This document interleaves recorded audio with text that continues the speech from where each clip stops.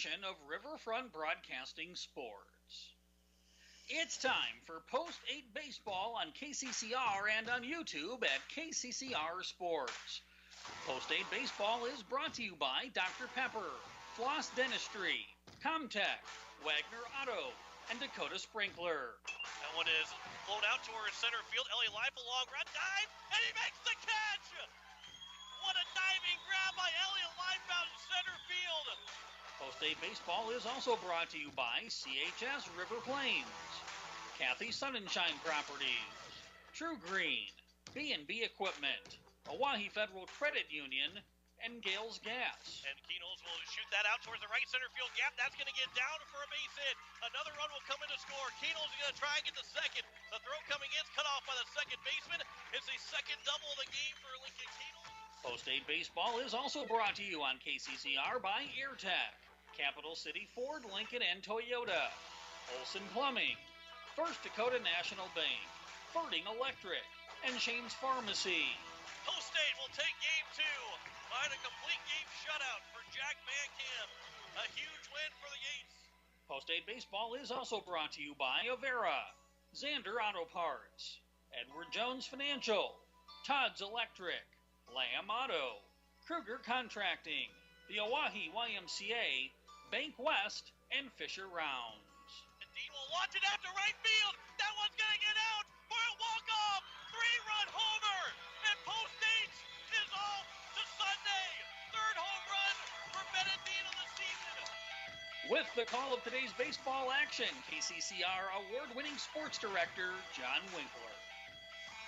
Andy, good afternoon as we welcome you here to Hyde Stadium for the home opener 2022 of the Legion season, as Post 8 will take on the Mandan Chiefs here tonight in their only home game of the season, and 2 of just 4 games all week. There are no games this weekend. We'll be in Sioux Falls tomorrow, but the Eights will be looking for 2 big wins against the Mandan Chiefs here this evening. That is, weather permitting, in the second game. That rain doesn't look like hopefully it holds off enough so we can get that second game in. But we are getting set for game number 1, and we're going to get started a little bit earlier than the original 5 o'clock start time. So I'm glad you're with us here on KCCR and watching on YouTube at KCCR Sports as Post 8 takes on the Mandan Chiefs here this evening. Also, hometown hero night as they will award the hometown hero to Greg Dean, and his family will be honored tonight in between games. There's a potential of maybe moving it during the 5th inning, depending on the weather. Again, we'll make all that decisions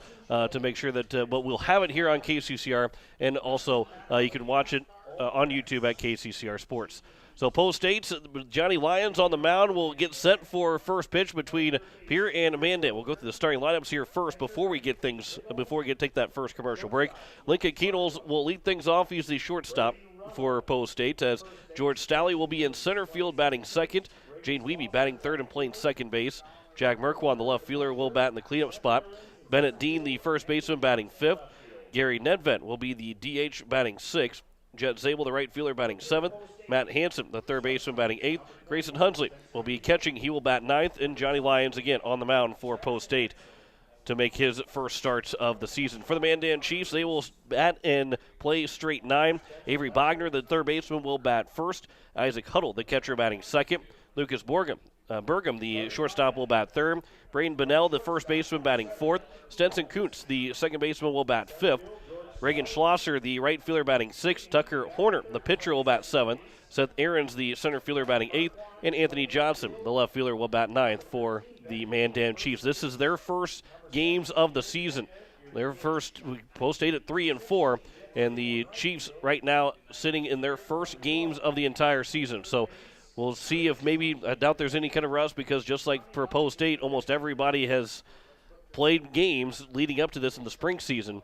So Post 8 not very, Mandan probably not going to be in any kind of rust going into this contest. We will step aside for 3 minutes, come back with first pitch. You're listening to Post 8 Baseball here on KCCR and on YouTube at KCCR Sports. Insurance. We all need it to protect our homes, health, businesses, and belongings. But having adequate coverage is just the beginning. You also need the support of professionals who stand by your side to protect what's important to you. Fisher Rounds & Associates combines the coverage you want with the commitment you need. Fisher Rounds and Associates. At your service, at your side. With offices in Pierre, Mitchell, Watertown, Sioux Falls, and Rapid City. BankWest Insurance has the expertise and resources to deliver personalized service and customized solutions. As an independent agency, we shop dozens of companies to get you the best coverage at the best price. As your trusted choice for insurance coverage, we promise to go the extra mile so you can rest assured your loved ones and your assets are protected. Contact your local agent to put BankWest Insurance to work for you. Not a deposit, not FDIC insured, not insured by any federal agency, not guaranteed by any bank, may go down in value, equal opportunity provider. At The Y, we're more than a gym. We're a cause-driven charitable organization nurturing the potential of every youth, adult, and senior in our community. From advocacy to childcare, disease prevention to athletics, swim lessons to safe spaces, our mission ensures that everyone, regardless of their financial situation, can participate in the services that we offer at The Y. We invite you to stop in and check out our youth sports, summer camps, group exercise classes, swim lessons, and so much more. Discover your why at the Oahe Family YMCA in Pierre, where we are for youth development, healthy living, and social responsibility. Building a home. It's the biggest investment most of us make in a lifetime. Not to mention it's a decision that, well, you pretty much live with day and night. The quality of the workmanship stares back at you like a reflection. It also affects the value of your investment. Choosing the right contractor is critical. Kruger Contracting is that contractor. Call 222-2523. Quality workmanship and materials completed on time. Kruger Contracting. In a word, quality. Call 222-2523. The count may change with every pitch, but what doesn't change is God's love for you. Come join us at Faith Lutheran Church to hear about the God who blesses us with athletic skill, meaningful relationships, and the peace and comfort that comes from His Son Jesus. You can worship on Wednesday evenings at 7 p.m. or on Sunday mornings at 8:30 or 11 a.m. Faith Lutheran Church is up the hill at 714 North Grand, and happy to support our athletes, their families, and our community. Looking for your next new or used car, truck, or SUV? Then go no further than the comfort of your own home. Shop online at lambmotor.com. On lambmotor.com, you'll find the vehicles Lambs has in stock. You can schedule a test drive or your vehicle's next tune-up, all online. New or used, shop for it all online, anywhere you are. Lamb Motor has the right vehicle for you. Lamb Motor in Oneida and online, lambmotor.com. And we welcome you back here to Hyde Stadium as we are set for first pitch between Post State and the Mandan Chiefs. John Winkler here on this Tuesday afternoon, not Tuesday evening quite yet. First pitch just coming here from Johnny Lyons as Avery Bogner, the third baseman, will step to the plate. Lyons, the right-hander, delivers the first pitch of the ball game, and it will come in and hit Bogner. And not the start that you're hoping for Post State. First pitch at 4:50, and Bogner is on at first. Just one pitch into the ball game. So now here's Isaac Huddle, the catcher, and this Mandan team returns a lot from when they played Post State last year, and just in general they return a lot from last year. They played Pierre twice, both in the Minot tournament, where the Eights dropped both games to him, and Huddle will fly the first pitch out to center field. George Stalley back there. He'll back up, make the catch, and there's one down. Two pitches in, a hit by pitch and an out, and there's one away. And it'll bring up Lucas Burgum. Brecken Kruger, he's not here today. He is sick, homesick, so George Stalley patrolling center field, where Kruger has, outside of been on the mound, he's been patrolling center field for the majority of the 7 games that Post State has played. As Lucas Burgum, the shortstop, digs in. Burgum had 3 RBIs against Pierre. He had 3 RBIs in the 2 games against Pierre in the wins that they had over Post State, as he swings and misses the first one. So, I mean, there's a lot of guys that are in this lineup again that they were in the lineup last year. And some of these names have been familiar for the last couple years, dating back to the 2020 season. That one pitch is up high, and it's now 1-1. This is for Johnny Lyons, his second appearance. He threw 1 full inning, as he only needed 10 pitches to get out of that inning. Had just 1 walk. Actually, did not have a walk. He had a 1-2-3 inning, did Lyons. As there's a strike, and it's now 1-2. Lyons first base runner against him was that hit by pitch to open things up in the top of the first inning. Count is 1-2 here to Lucas Burgum. The 1-2 pitch. That one is fouled out of play on the right side as Burgum was able to maybe chase ball 2, but with 2 strikes, get a piece of it to stay alive. Jack Merkwan is out in left field. George Stallion center. Jet Zabel in right. Matt Hansen at third. Lincoln Keenels at short. Jane Wiebe at second. Bennett Dean at first. Grayson Hunsley behind the plate. And Lyons from the mound delivers the 1-2 pitch again. Runner takes off. That one's floated into right field. That will land on the line, down the right field line, and down for a base hit. And with Bogner on the move, he will easily glide into third base, and it's now first and third with 1 down. Just a bleeder that got over the head of Bennett Dean. Nothing he could do about it. And where Burgum didn't get all of it, still gets a base hit and moves the runner from first to third as Brain Bunnell will step to the plate. Bunnell hit just once. He went 1 for 4 against Pierre back in the Minot tournament last year. He also threw 5 innings when they end up getting a 12-8 win over Post State. Gave up 4 runs, 2 earned, did Bunnell. Here's the first pitch. Runners at the corners. Line shot. Wiebe off the glove of Wiebe into center field, so the run will come in to score. And it's now first and second, and Mandan opens up a 1-0 lead here at the top of the first. That one was a hard hit ball, but one that Wiebe probably wants to have back and probably go down as an error. And it's first and second here with 1 down, and maybe Wiebe was thinking, seeing the runner at first getting farther off, maybe the runner at third getting farther off, where he could have had a double play. As Stenson Kuntz will come to the plate. First pitch is upstairs for ball 1.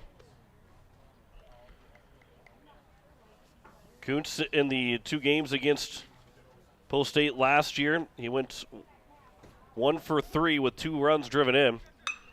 And that one's flown out to left field. Merkwan coming in. He'll make the catch on the run. And there's now 2 down here at the top of the first. And it will bring up Reagan Schlosser. That brings up the right fielder, Reagan Schlosser. And Schlosser, the 6th man to come to the plate so far in this inning. And for Mandan, they like to swing the bat. The first 5 guys through the order, they don't waste any time. Now, Bogner didn't get a chance to swing the bat. He was hit by a pitch on the first of the game. But everybody's swinging first pitch. That one's flown out to left field. Merkwan's back there again. He'll make the catch. And that will retire the side here in the top of the first inning. 1 run scores on 1 hit, 1 error, and 2 men left on base. We have played a half an inning, and Mandan has a 1-0 lead over Pierre. You're listening to Post State Baseball on KCCR and on YouTube at KCCR Sports. To have electrical problems, but when they happen, call Todd's Electric at 223-2518. With over 28 years of experience, Todd's Electric can handle any type of electrical problem, whether it's residential, commercial, or agricultural. Their knowledgeable staff knows and understands the importance of your home, business, or ag facility and are prepared to help. Call Todd's Electric at 223-2518. That's 223-2518. Todd's Electric, serving the Pierre and Fort Pierre areas. The line to power. It takes hard work to reach goals. It's a truth that applies to more than just sports. It also goes for your financial goals. You work hard for your money. You deserve an investment strategy that lines up with your game plan. Your local Edward Jones financial advisor can help. If your investments aren't getting you closer to the win, visit edwardjones.com or stop by your local Pierre area Edward Jones office for a financial review. Edward Jones, making sense of investing. Member SIPC. Bottom of the first, Post State's down 1-0 as we welcome you back here to Hyde Stadium for the home opener of 2022. Lincoln Keenels, the shortstop, leading things off for the Eights. George Stallion, the center fielder, batting second. Jane Wiebe, the second baseman, will bat third. Jack Merkwan, the left fielder, batting cleanup. Bennett Dean, the first baseman, batting fifth. Gary Nedved, the DH, batting sixth. Jet Zabel, the right fielder, batting seventh. Matt Hansen, the third baseman, batting eighth. And Grayson Hunsley, the catcher, will bat ninth for Post State. Here, this now going into the evening, just a couple minutes shy of 5 o'clock. Tucker Horner is on the mound for the Mandan Chiefs to start the 2022 season for this Mandan team. We'll see Mandan again later on this month, as we'll end up having that doubleheader in Mandan, then driving the rest of the way up to Minot and playing the Minot tournament that final weekend of June. So we'll have plenty of baseball from Thursday through Sunday of that weekend. This weekend, though, there's a little less baseball, as the Eights were scheduled to be playing on Friday and Saturday. Well, they had originally canceled the Friday game, and now will not be playing Saturday either. So today, tomorrow, the 4 games to be played this week, and then we'll get set for next week, which then also next weekend, not this coming weekend, but the following weekend, will be the Dakota Classic out in Sioux Falls. Here's the first pitch to Lincoln Keenels. That one will bounce in 5 feet in front of the plate, and it's a first pitch ball to Keenels. He did not play this weekend as he was out of town. He's batting .333 so far in the year with his 2 hits and 6 at-bats. Does have an RBI in the 2 games that he played against the Brookings Bandits. That 1-0 pitch will miss low, and it's now 2-0 here to the leadoff man, Keenels.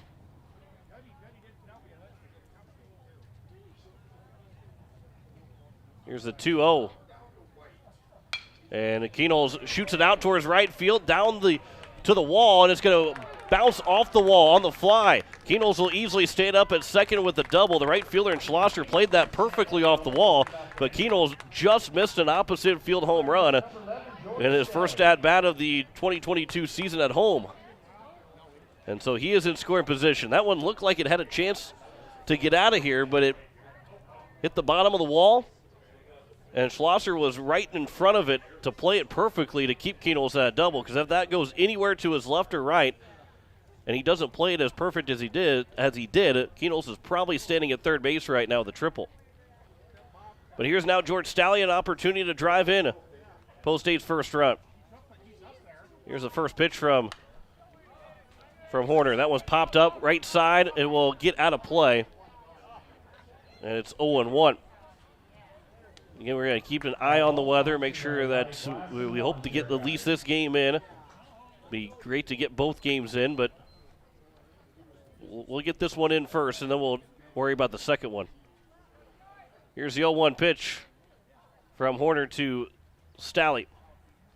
That one just a little bit low, and it's now 1-1 to the Eights center fielder. For George Stalley, 278 so far on the season. He has 1 triple, 4 runs driven in. 381 on-base percentage.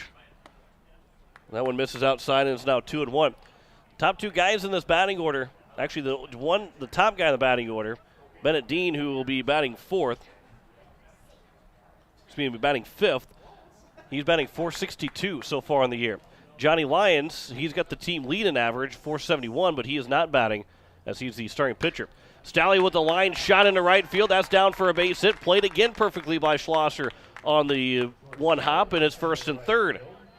So Schlosser, who he hasn't made the play to record it out, but he's made 2 good plays to keep this game still 1-0. Because that was, if he doesn't play the first one right, Lincoln Keenels scores. If he waits on the second, this base hit from George Stalley, Lincoln Keenels scores. So he has kept Keenels from taking a couple extra bases so far in this game. Now here's Jaden Wiebe. An opportunity to drive in Post 8's first run. That one's popped up foul. Will it stay in play this time? And it will 1 hop out of play as it was near the brick wall. But it is out of play. Bunnell couldn't get over to it. Anthony Johnson is out in left. Seth Ahrens is in center, and Schlosser is in right. Avery Bogner at third. Lucas Burgum at short. Stenson Kuntz at second. Bunnell at first. That one's popped up again on the right side. And Bunnell watched that one get out of play again. And it's now 0-2. Isaac Huddle is behind the plate. And Tucker Horner is on the mound for the Mandan Chiefs. As that's a look at their defensive lineup. Here's the 0-2 now from Horner to Wiebe. There's a ground ball left side. It will be fielded by the third baseman. The only play will be to first, and it will retire Wiebe as Stalley was on the run on the pitch. And it'll be a 5-3 putout from Bogner to Bunnell. And Jaden Wiebe is the first out now here in the bottom of the first, but it's second and third. And Jack Merquan's got the opportunity to give Post State the lead with a base hit. Merquan hitting .400 so far on the season. 2 doubles, a triple, 6 runs driven in. That was a high chopper off the mound, off the plates. The throw home is not going to be anywhere close to get Keenels. He scores standing up. Merquan safe at first. And it's now first and third with 1 out. And Bennett Dean will come to the plate. It'll be an RBI for Jack Merquan. Been a tough play all the way around to get either Merquan at first, but Bogner trying to make that play over. Here is Bennett Dean. Runner takes off for a second. The throw back to third, and Stalley is just able to get back in time to avoid the being backpicked at third base as Merquan steals second. You're listening to KCCR Pierre Riverfront Broadcasting Station. 1-1 our score here in the bottom of the first. We got started a little bit early, about 13 minutes ago. Got the game underway. Bennett Dean will foul that 1-0 pitch out of play. And it's now 1-1.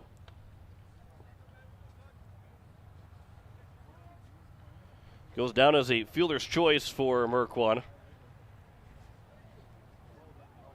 But he does get the credit for the RBI. There's the shot by Dean out in the right field for a base hit. 1 run will come in to score. The ball gets underneath the right fielder's glove. 2 runs will score easily. Dean's on his way to second. He'll stop there at second base. It'll be a single with 2 RBIs and an air charge to the right fielder. And it's a 3-1 lead now for Post State. And Bennett Dean drives in another couple. And for Dean, that's RBIs number 5 and 6 for Post State. It's the first time he's driven in a run without it being a sacrifice fly. He had 4 sac flies coming into the game with 4 RBIs. First pitch to Gary Nedved is taken for strike 1. So it is a single, 2 RBIs, and an air charge to the right fielder in Schlosser to allow Dean to take second. That pitch is in the dirt, blocked up by Huddle, and is now 1-1. Nedved is looking to get his bats fired up. He's batting .167 right now after batting near .500 in the spring season. That one will catch the corner and is now 1-2.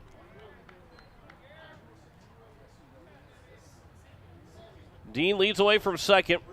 Here's the 1-2 pitch from Horner to Nedved. Just a bit outside, and the count's now 2-2. Nedved's got 3 singles with a run driven in so far.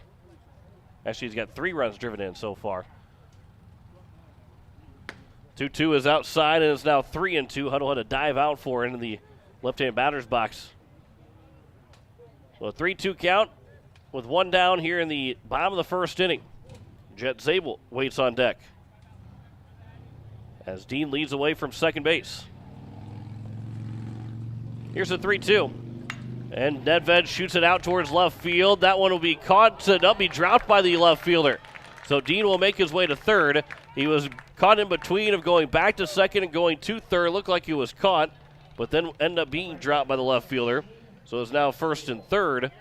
And that'll be an air charge to the left fielder in Johnson. And 2 errors so far here in the first inning from the Mandan Chiefs. Here is Zabel. Now the first error, with 2 errors with 1 out, you think, well, the inning should be over. But the first error wasn't going to get anybody out. It just caused an extra base to be taken. But that error would make it 2 outs with the runner on second. Instead, it's 1 out with the first and third as Jet Zabel takes ball 1 outside. Nedved was looking to try and steal. Now there's a ground ball scooped up by the first baseman. The throw coming to the plate, and Dean will slide in safely just before the tag. And so it'll be an RBI ground out from Zabel. Nedved moves up to second. There's now 2 down, and it's a 4-1 lead for Post State. So an RBI ground out for Zabel. And there's 2 away for Matt Hansen. Jet Zabel picks up, would be RBI number 1 for him on the season. Batting .222 coming into the day. Matt Hansen, as he comes to the plate, batting .294. He does have an RBI opportunity. He's got 1 so far, and Hansen will shoot that out towards left field. That one's going back to the track, and 1 hops off the wall. Nedved will come in to score. Hansen will stop at second, and the 8's bats are on fire here in the bottom of the first. A 5 spots here for Post States. And Matthew Hansen gets his second RBI of the season. And here's Grayson Hunsley, the 9th man to come to the plate. Errors will cost you, and it's cost right now Mandan 2 runs in this inning. And Matthew Hansen now with RBI number 2, but also his second double of the season. Grayson Hunsley will float this one out towards second base, and the second baseman will make the catch in Kuntz, and that will retire the side. But all 9 men come to the plates here in the bottom of the first inning. 5 runs will score on 4 hits, 2 errors, and 1 man left on base. We head to the top of the second, and Pierre leads at 5-1 over Mandan. You're listening to Post 8 Baseball on KCCR and on YouTube at KCCR Sports. The need for high-quality replacement auto parts, look no further than Zander Auto Parts and Machine Shop in Pierre. Zander's has been servicing the Pierre area for over 40 years. Their professional parts techs can get you the parts you need and get you back on the road. Stop by Zander Auto Parts and Machine Shop at 500 West Sioux in Pierre or call 224-9221. Zander's, your source for domestic and foreign auto parts and accessories. Innovation. It's right here. Avera St. Mary's Hospital keeps care local for you and your family, offering comprehensive care that has earned 4 out of 5 stars by the Centers for Medicare and Medicaid Services in hospital performance and safety. Avera St. Mary's world-class care is further supported by advanced technology, 2-way video e-consults, 3D mammography, and a state-of-the-art birthing center, so you and your family don't have to go anywhere else, because innovation lives right here in Pierre. Learn more at avera.org/news. As we head to the top of the second, Post State, they are leading 5-1 over Mandan. Here in the top of the second inning, 7, 8, 9, Tucker Horner, Seth Aarons, and Anthony Johnson be the first 3 hitters for the Chiefs after taking the lead in the first inning on a hit and an error. That allowed them to have that 1-0 lead, but it was Post State that answered with 5 runs with a RBI from Jack Merkwan, 2 RBIs from Bennett Dean, an RBI from Jet Zabel, and an RBI from Matt Hansen. And they took advantage of 2 errors to put that lead up to 5-1. Lions finishing up his warm-up tosses. Here we'll at some points here this afternoon we'll have, or this evening, Nathan Nas will join us for a little bit. We'll talk some baseball. Also, we can talk some track. We'll have plenty to talk about. Coach Steve Steele, depending on weather, with the second game, have him join us in the press box in the second game. As Tucker Horner, the pitcher, waits on the first pitch from John Lyons. That will bounce in for ball 1. As for Tucker Horner, he's probably wanting a redo in that first inning. But he's got a chance to put himself on base and to get the inning started for Mandan, as well to try and climb their way back as it counts 1-1. Post State went to 3-2 in the Veterans Classic over the weekend, and it was a strong finish to that weekend. As it counts now 2-1, that one bounced in as well, and Hunsley blocked it up. For Post State, they were lost to Laramie in the first game, then were no hit by Cheyenne in the second game. 2 of the probably the better teams in the state of Wyoming. As that one will miss inside, now 3-1. But then they came back and beat a really good Fargo Post 400 team, and they came back from a deficit down 5-2 to win it 9-5 in 8 innings. That was a big win to then set up another comeback in the second game. That one's out to left field. Merkwan is right there to make the catch. And Jack Merkwan said got 3 catches in a row out there in the left field. And the last 2 retired in the top of the first. Seth Aarons, the center fielder, then Anthony Johnson. But Post State was down 5-0 to Bellevue East in the top of the first inning and bowed their way all the way back and ended up taking the lead in the bottom of the 6th and won 8-5. And the first pitch is upstairs to Ahrens for ball 1. And then in the game against Sturgis, there was really no doubt that Post State was going to end up picking up a win. They went 16-3 in 5 innings. And there's even the 8-run rule after 5, and they didn't have to worry about that. They had plenty of runs to give at that point because Post State's had crooked numbers in the 1st, 2nd, 3rd, and 4th innings. Here's a 2-0 pitch. And that one's over for a strike, and it's now 2-1. I think something to kind of look at in terms of some of the success that Post State has had, especially late in that tournament, and now, so far through the 7 games, as that one's fouled away, and it's 2-2 now to Ahrens. They've struck out 21 times so far on the season. 21 times in 7 games, 3 times a game. While, you like to see that number be 0 completely, but much different than what the Governors of the high school season were doing. That one will end up coming and hitting Ahrens on the 2-2 pitch. So now it's Anthony Johnson, second time that a Chief player has been hit. So now it's Anthony Johnson, the left fielder. The lefty will come to the plate. But the Governor High School baseball team was striking out at a pace of almost 3 innings in a game. And now this Post State team has subtracted about 6 strikeouts a game through the first 7. That's huge, especially against some really good pitching, too. Ground ball to the right side. Wiebe will dive and just can't make the play as they'll get into right field, and it's now 1st and 2nd. That was just past the tip of the glove from Jaden Wiebe. And it's the 2nd hit now of the ball game for Mandan, and they have 1st and 2nd here with 1 down. And it brings up Avery Bogner. Bogner was hit by a pitch on the first pitch of the game. So as he awaits to see maybe his first strike, Johnny Lyons will be looking to induce a ground ball and maybe get a double play to get out of this inning. First pitch will miss down low for ball 1. And again, we're still keeping an eye on the weather that potentially could be impacting the capital city at some point here this evening. Here's the 1-0 pitch from Lyons. That one is flown out to left field. Merkwan will take a couple steps back towards the track, makes the catch. Runners will tag from 2nd over to 3rd. The runner from 1st did not tag. And Merkwan one-hopped it to Hansen, just barely not in time. And there's now 2 down. And it brings up Isaac Huddle. So the runner for 1st didn't tag. He was halfway between 1st and 2nd. And Merkwan on the back foot nearly was able to throw out Ahrens from 2nd to 3rd. There's a line shot by Huddle out towards the right center field gap. That's down for a base hit. Will be extra bases. 1 run will come in to score. The throw coming to Wiebe. The 2nd run trying to score. He will score without a throw. And it's a 2 RBI, 2-out double for Isaac Huddle.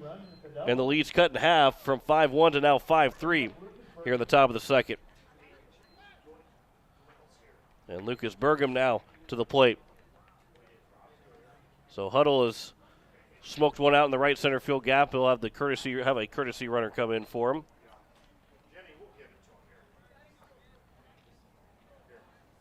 As I believe it was Ben Kleinknecht. Might be the courtesy runner. It looked like it was a single-digit number. Either that or Hudson Sheldon.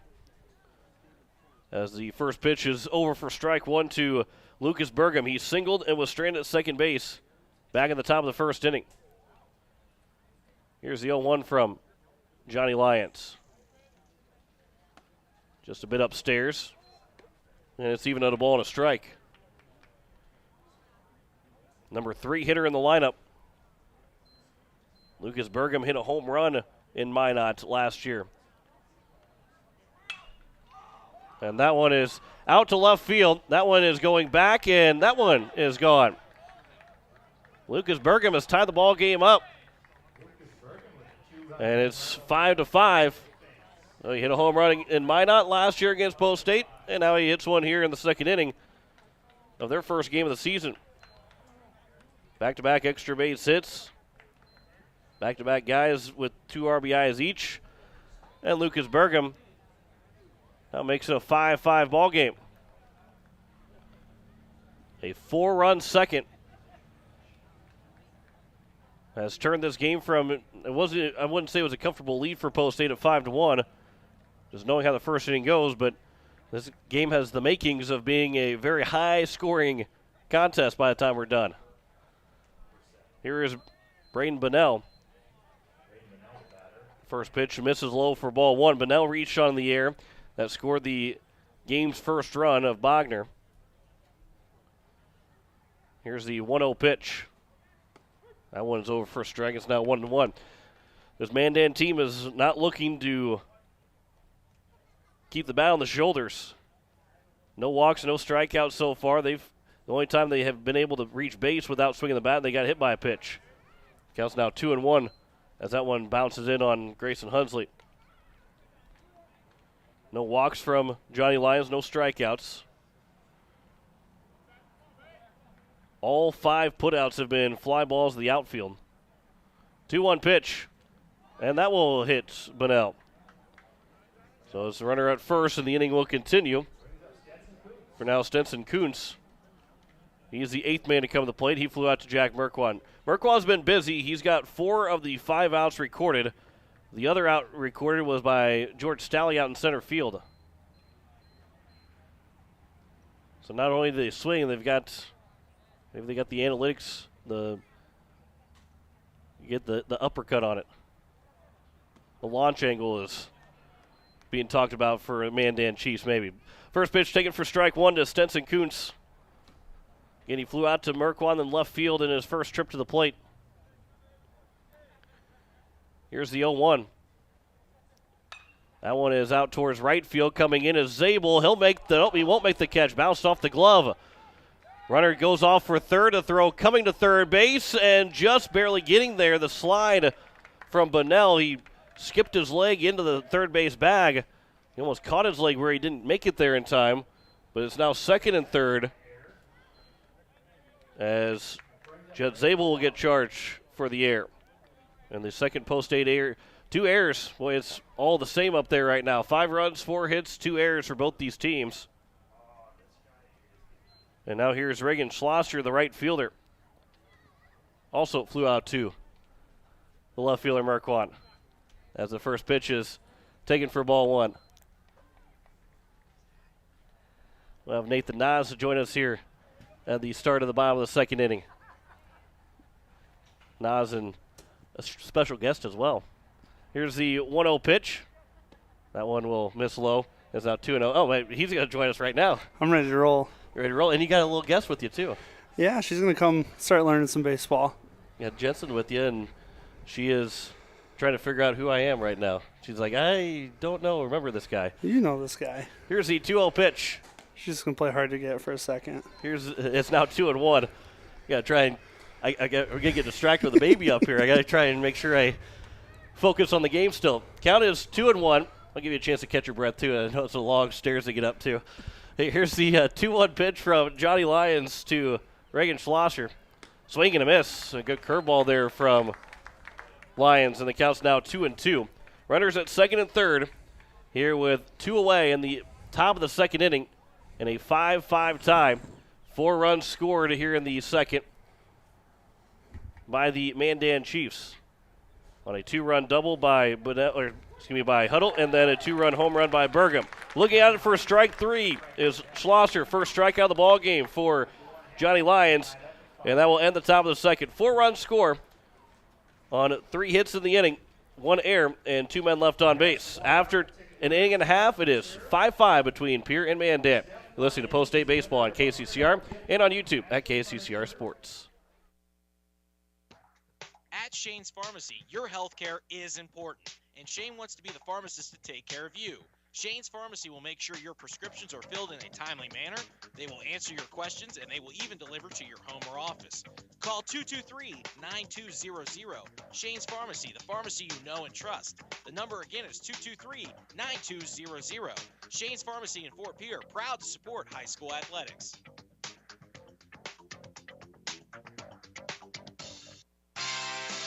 Vertigo Electric has a long history of doing electrical work the right way. Economical service, professional work, and customer satisfaction is why they can say that. Furning Electric can do residential, farm, and commercial projects. Doesn't matter if they are charged with new construction or a remodel project, they get it conducted. Contact the staff at Furning Electric at 224-8684. They can light a spark into your next project. Furning Electric, 224-8684. As we welcome you back here to the bottom of the second inning, Post State's tied 5-5 now with the Mandan Chiefs as John Wickler alongside Nathan Nas right now here at the Post State home opener in a different role. You're the role of fan and dad right now instead of as a coach. Yeah, this is a little different. I saw Coach White going out to third, and so I was looking over to see who's having Coach first with him, and I think he's got Spencer Lightler down there until Peyton Zabel's able to get here. And yeah, this is a little bit different, especially with it being a Legion game and not a spring ball game sitting here with you. But it is different. Coach White, we're up here kind of talking, and he did say he misses you coaching because of all the stuff that he has to do now that you did for him last year. So he goes, he's like, I miss not having Nas here. I got to do all this stuff here that he usually just took care of. I have to worry about.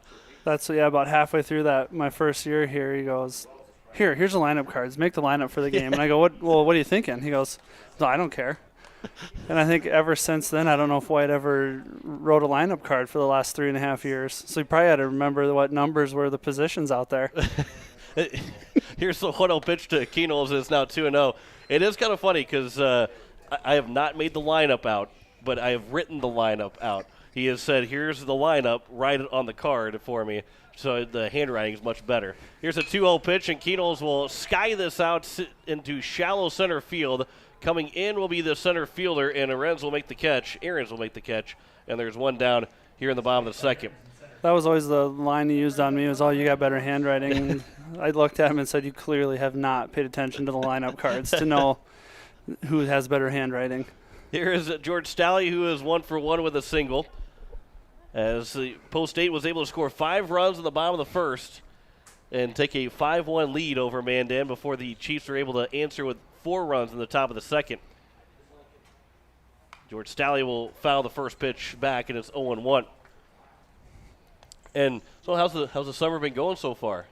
Good. Summer lifting's been going really well. These baseball guys have come in and been working hard. Our numbers are a little bit better than they were previously, and with the exception of yesterday, Jensen gets to come get up bright and early with Dad and come hang out at lifting, and she takes it all in, and I think I could pawn her off on the kids if I really wanted to with how many of them want to come up and say hi. I was going to say, I'm sure she's very active at 6 o'clock in the morning anyway, or early in the morning. Your wife's probably happy that she goes with you all the time so she can sleep a little bit longer. There's a ground ball left side fielded by the shortstop Bergam, and the throw was made to first. 2 down here in the bottom of the second as it will bring up now Jaden Wiebe, who is 0 for 1 with a ground out to the third baseman. And Jensen, pretty soon, I might put her on the mic and see what she has to say. I'll say she's locked in on all sorts of different things, looking around, trying to remember who you are. I was going to say she'll start making some noises here before too long. Here's the first pitch to Jaden Wiebe. Ground ball left side again to the third baseman. Bogner will throw across. It's a 1-2-3 inning as the 8s are retired in order. We head to the top of the third. It is 5-5 between Pierre and Mandan. You're listening to Post State Baseball on KCCR and on YouTube at KCCR Sports. Are you building a new home or remodeling the old? Adding a fireplace can make a house a home. Olson Plumbing in Pierre carries a full line of Heat-A-Later fireplaces. Whether your taste is traditional or contemporary, Olson Plumbing has a great selection of Heat-A-Later fireplaces that will fit any style. Whether you're building new or updating, call Olson Plumbing. Heat-A-Later Fireplaces, the first name in fireplaces. Olson Plumbing in Pierre is your source for the industry's largest selection of indoor-outdoor fireplaces, either gas or wood, and outdoor fire pits. Stop by their showroom at 2803 East Wells or give them a call, 224-6436. Capital City Ford Lincoln Toyota is serving the central South Dakota community and beyond with a great selection of used vehicles. Local trades and program vehicles are available. New Toyotas and new Fords are arriving and selling before they even hit the lot. So don't wait. Stop in and find out what's coming. If you've been thinking about ordering a new Ford, stop in and sit down with one of our sales specialists today. Capital City Ford Lincoln Toyota at 518 East Sioux Avenue in Pierre. Call 605-224-7378 and visit CapitalCityFordToyota.com. Top of the third inning, post eights. It is a 5-5 game as the eights will be looking for their first zero defensively. Tucker Horner, Seth Ahrens, and Anthony Johnson. 1, 7, 8, 9. The same three guys that started the top of the second inning. As Horner, he flew out to left field to open things up in the top of the second, and then runs started to pour in from the Mandan Chiefs. As here's the first pitch, over for ball one, and there we go. Now I got Jensen on the lap now too here. First pitch was taken for ball one to Tucker Horner as Horner flew out to left field in his first at bat. There's a ground ball left side. Keenolz will field it short. The throw to first is high, but Dean stays on the bag, and the leadoff man is retired here to open things up in the top of the third inning. As it will be Seth Ahrens, the number 8 hitter, as he was hit by a pitch in his first trip to the plate. As Ahrens was able to score on the 2-run double by Isaac Huddle to make it 5-3 at the time on the 2-run double. Here's the first pitch over for strike one to Seth Ahrens, and Jensen's already got bored with me. Oh, don't worry. She'll probably try leaning over and get passed back. Here's the 0-1 pitch. It is now 1-1. So, as Nathan Nas joining us here in the press box, and tonight's honoring Greg Dean and his family with the Hometown Hero Award, as outside is now 2-1, and Greg was Greg was a huge part of post-state program for many years, but especially the last couple years on KCCR, and also all the stats that he always had. As there's a swing and a miss, and it's now 2-2. How many times did Greg give you a stat of some kind, and you just were in awe of how he was able to find that stat? It was almost a game. Like, every time I'd come up in between games, there'd be, like, you have the stats on the season sitting here, and Greg would always seem to find a way to find every stat about the teams we were playing, the teams coming up on the schedule. It's almost like he had everyone's login for Game Changer, and he just would re-log in under a different team because he had all the stats and all the numbers, and he could go, in the years past, when we've faced this team, and he'd just start rattling off stuff. And he wouldn't have it sitting in front of him. He just knew it. It was amazing, and I always appreciate it, especially the first couple times I did interviews with you guys. You would just ask the question, but then Greg he'd lead into it a little bit, and then he'd ask a nice softball question that would make me sound a lot smarter than I am. So I always appreciated that too. He did that a lot for me. He didn't even ask me questions. He just made me sound a lot smarter than what I am. Here's the 0-1 pitch to Anthony Johnson, as it was a strikeout swing by Ahrens, the second strikeout of the game for Johnny Lyons. And there's 2 down with nobody on here in the top of the third. As the 1-1 pitch here for Johnson. That one's fouled back, and it's now 1-2. 1-2 to Anthony Johnson. And you came along for the winter game, basketball game, the first time that you had joined me for a full game broadcast. You obviously came up here a lot over the summer and would talk in between games, which I always really enjoy. There's a line shot just over the head of Matt Hansen, and it's down the left field line. It will go all the way into the corner. Rounding first, heading for second will be Johnson. He will stop at second with a 2-out double, and the inning is not done quite yet here for Mandan, as it's back to the top of the order for Avery Bogner, who is 0 for 1 with a fly out to Jack Merquant. But that was the first time that you had joined me, and Greg sent me a text that night and said that he was very impressed with the color commentary skills that you had. He really enjoyed listening to the both of us, and obviously more so you, being able to listen to you and see what you did. But you came along for a couple other broadcasts, and that the unfortunate thing is, not too short after that, it was when Greg passed away. The day, and I may have said this on air before.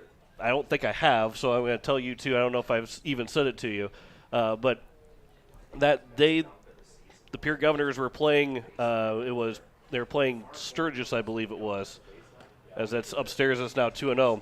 And maybe it was Douglas, and ended up winning by 40 points. But got the news that Greg had passed away, and you had texted me and said that you were doing the game with me because you weren't really, because Greg was going to do the game with me.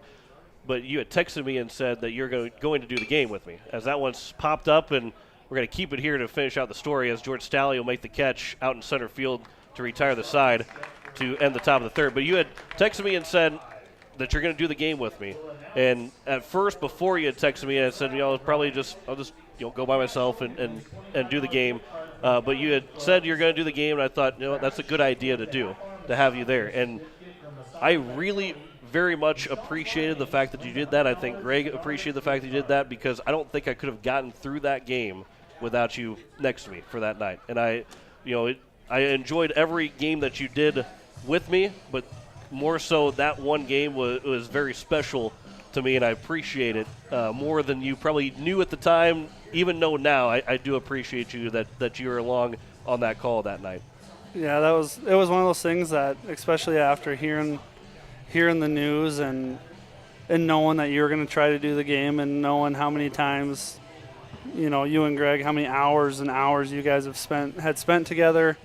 It was just one of those things that there's no way I was going to let you go on the air that night without anyone going with you. And it felt right, getting to go down and do the winter game was fun, and because being from Winter, and that was the fun part about that one. And then all the games after, just there was games that I listened to you and Greg do, and just getting the opportunity to get to go continue to do more games after that. It meant a lot to me that you wanted me to continue doing it, that I didn't mess it up too bad. And no, not at all. Yeah, that night it was a tough game to get through. The kids played well, and you could just tell in that gym that everyone's hearts were heavy that night, and because Greg did mean he was such a huge part of this community. People from out of town, they knew who Greg Dean was, and I know people from out of town that, I would hear about people from those towns that wouldn't go to games, that would rather listen to you and Greg do the game versus their own hometown radio people do the game. It was a fun night, about as fun as that could be, but yeah, it was one of those things that it was just the atmosphere, and that the boys were coming out and they were gonna play as hard as they could for the Dean family and for Greg, and yeah, it was. I don't know if fun's the right word to use in that situation, but at the same time, it kind of was, because you could see the energy, and Mr. Munson did a nice talk about Greg before the game in the moment of silence, and you could hear and feel the atmosphere of the gym really, really getting behind the Dean family. Jack Merquant grounds out to open up the bottom of the third, as Bennett Dean now will come to the plate.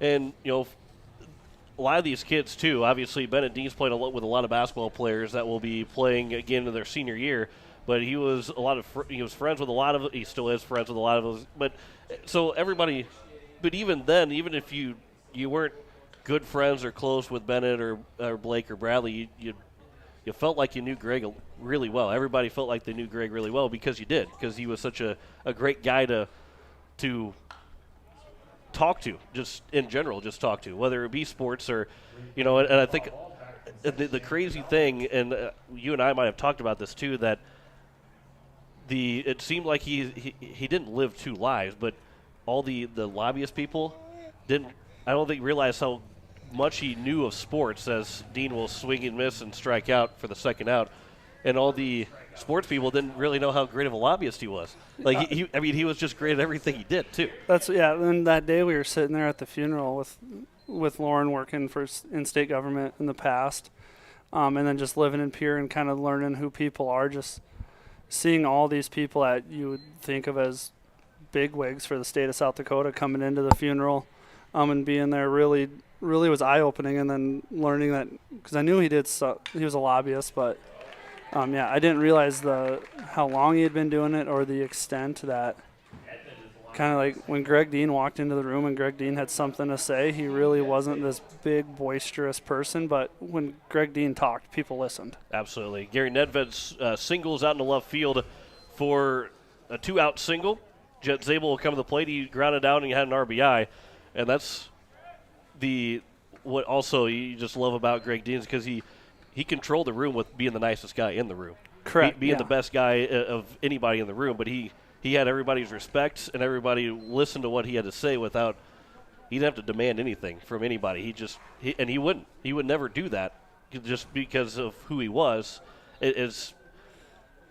You almost get to so many times where you end up – you can't find the right words to say because no matter how good you want to say it, it's not going to be as good as what it can possibly be to say good things about Greg.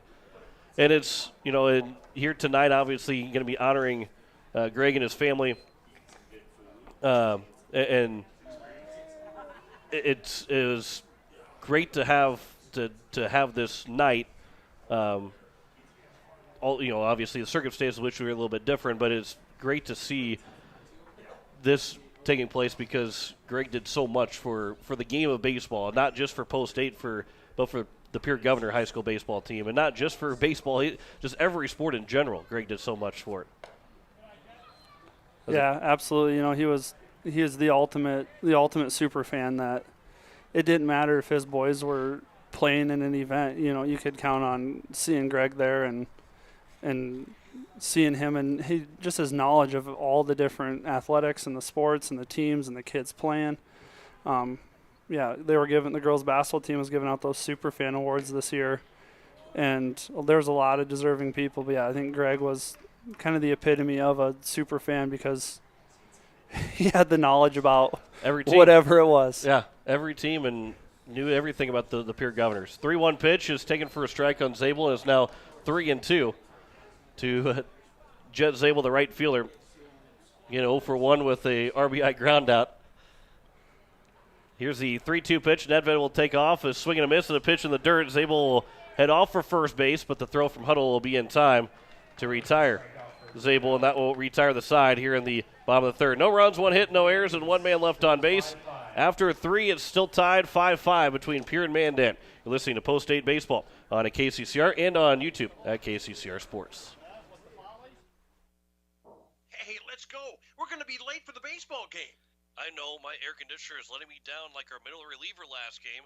I have to give someone a call. That's easy. Call in the closer, AirTech Heating and Cooling. They use Coleman brand heaters and air conditioners, and like our team's closer, AirTech with Coleman products give us quality and dependability we can trust to win the game. You're right. I'm going to the bullpen. AirTech, I need you. Most of us already know that Gales Gas of Pierre is the place to call for propane. They offer an automatic fill plan so you never have to worry about running out of propane. They accept debit and credit payments or a budget payment plan to spread out the cost throughout the year so you never have surprises when you get your bill. For delivery, convenience, and great customer service, call Gales Gas at 224-5518. That's Gales Gas at 224-5518. As we welcome you back here to Heights Stadium, it is a 5-5 game here in the top of the fourth. John Winkler here alongside Nathan Nas and Jensen, who is ripping apart a napkin up here in the press box. 5-5 our score here in the top of the fourth, as it will be 2, 3, and 4. Isaac Huddle, Lucas Burgum, and Braden Bunnell. The first 3 hitters as Johnny Lyons will deliver the first pitch for ball 1. Hearing from Bill Van Camp, and good to hear from one of Greg's very good buddies, Bill Van Camp, and I guess one of our good buddies too.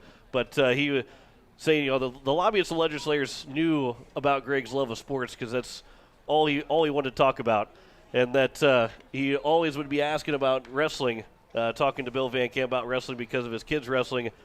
He didn't know much about it. He knew nothing of the sport, but faked it beautifully. And that is exactly that sounds like Greg Dean. There's a base hit to the right side for Isaac Huddle. He's now 2 for 3 with a double and a single, and he kicks off the top of the fourth. with a base hit. Good to hear from Bill Van Camp, and of course, Jack Van Camp was able to come back as a super senior and pitch last year, and for you being a coach for Post State last year, and you see Bennett Dean coming back, Isaac Pollock, and Aaron Booth coming back as super seniors. Jack Van Camp kind of turns into one of those guys that maybe leads in the way of more super seniors coming back as the first pitch is upstairs for ball one. Because for Post State, for the last, you maybe had one or two guys, and for Van Camp, being one guy, and then you get Bennett Dean, Isaac Pollock, and Aaron Booth. You get three guys to come back as super seniors. You might start a little bit of a trend of super seniors coming to play for Post State. Yeah, there's a lot of the teams that we play, especially when we go see some out-of-state teams. Like up in North Dakota that year we played, I don't remember what Fargo team it was, who went on to get runner-up at the National World Series. A lot of those teams, kind of their programs are built around those super seniors. They get them, they know they're going to have them year in and year out. I think that year they had like 6 guys that were all collegiate baseball players come back and were really good. And yeah, it was last year with Jack coming back. The years prior, Peyton Zabel wanted to, but that was the year he had his Tommy John. If Gray wasn't up in Fargo, Gray probably would have been able to. So just being able to think of guys like that do come back and they want to come back, it's huge for us. We had Cade Hinkle do it last year as well. Cade Hinkle, yep. I can't believe I forgot about Cade Hinkle, the guy who caught about 2,000 innings in his career for Post State. I'll say in my 4 years of coaching him, the only game he didn't catch was that first year. It was a doubleheader late in the season. And we had Mike Luss catch, and Cade comes to Coach White and goes, "What I do wrong?" And he goes, "What do you mean?" "Well, I'm not catching. What I mess up? Like what did I do?" And he's just kind of stuttering and stammering, and we're like, "Hinkle, we've played like 50 games so far this year. It's 100 degrees outside. We're giving you a break." And that was just like a weight off his shoulders because he was nervous. He messed up. And the other games he didn't catch were the times we threw him out on the mound last year. But I think every other game, every inning, every pitch, he was back there behind the plate. As Borgum flew out to left field for the first down, then Bunnell grounded to Matt Hansen at third. He made a great play, firing across the diamond to Dean at first base, and there's now 2 down with a runner on second. That is Huddle at second, or at least the runner for Huddle at second. As Stenson Kuntz, the second baseman, is 0 for 2, flew out to left field and also reached on an error in his 2 trips to the plate. Jack Van Camp and Cade Hinkle, 2 super seniors last year, leading to 3 super seniors this year. With the hopes of Aaron Booth being able to throw, he's dealing with some arm trouble and hoping that he can find his way to the mound for Post State at least a couple times before the end of the 2022 summer season. Yeah, hopefully he's able to get over that injury and come back and then be able to go back to Madison healthy. And if not, then he'll be a really good Junior Legion coach for Coach White in Post State. That one's fouled back and just over the top of the press box, and it's now 2-1. And the cool thing for Jack Van Camp is that he was not pitching in college. He went to college, came back to throw for Coach White and for Coach Nas in the Legion, as there's a swing and a miss. It's now 2-2. And then he said, you know what, I think I want to do this in college, and ends up at Iowa Central in the spring to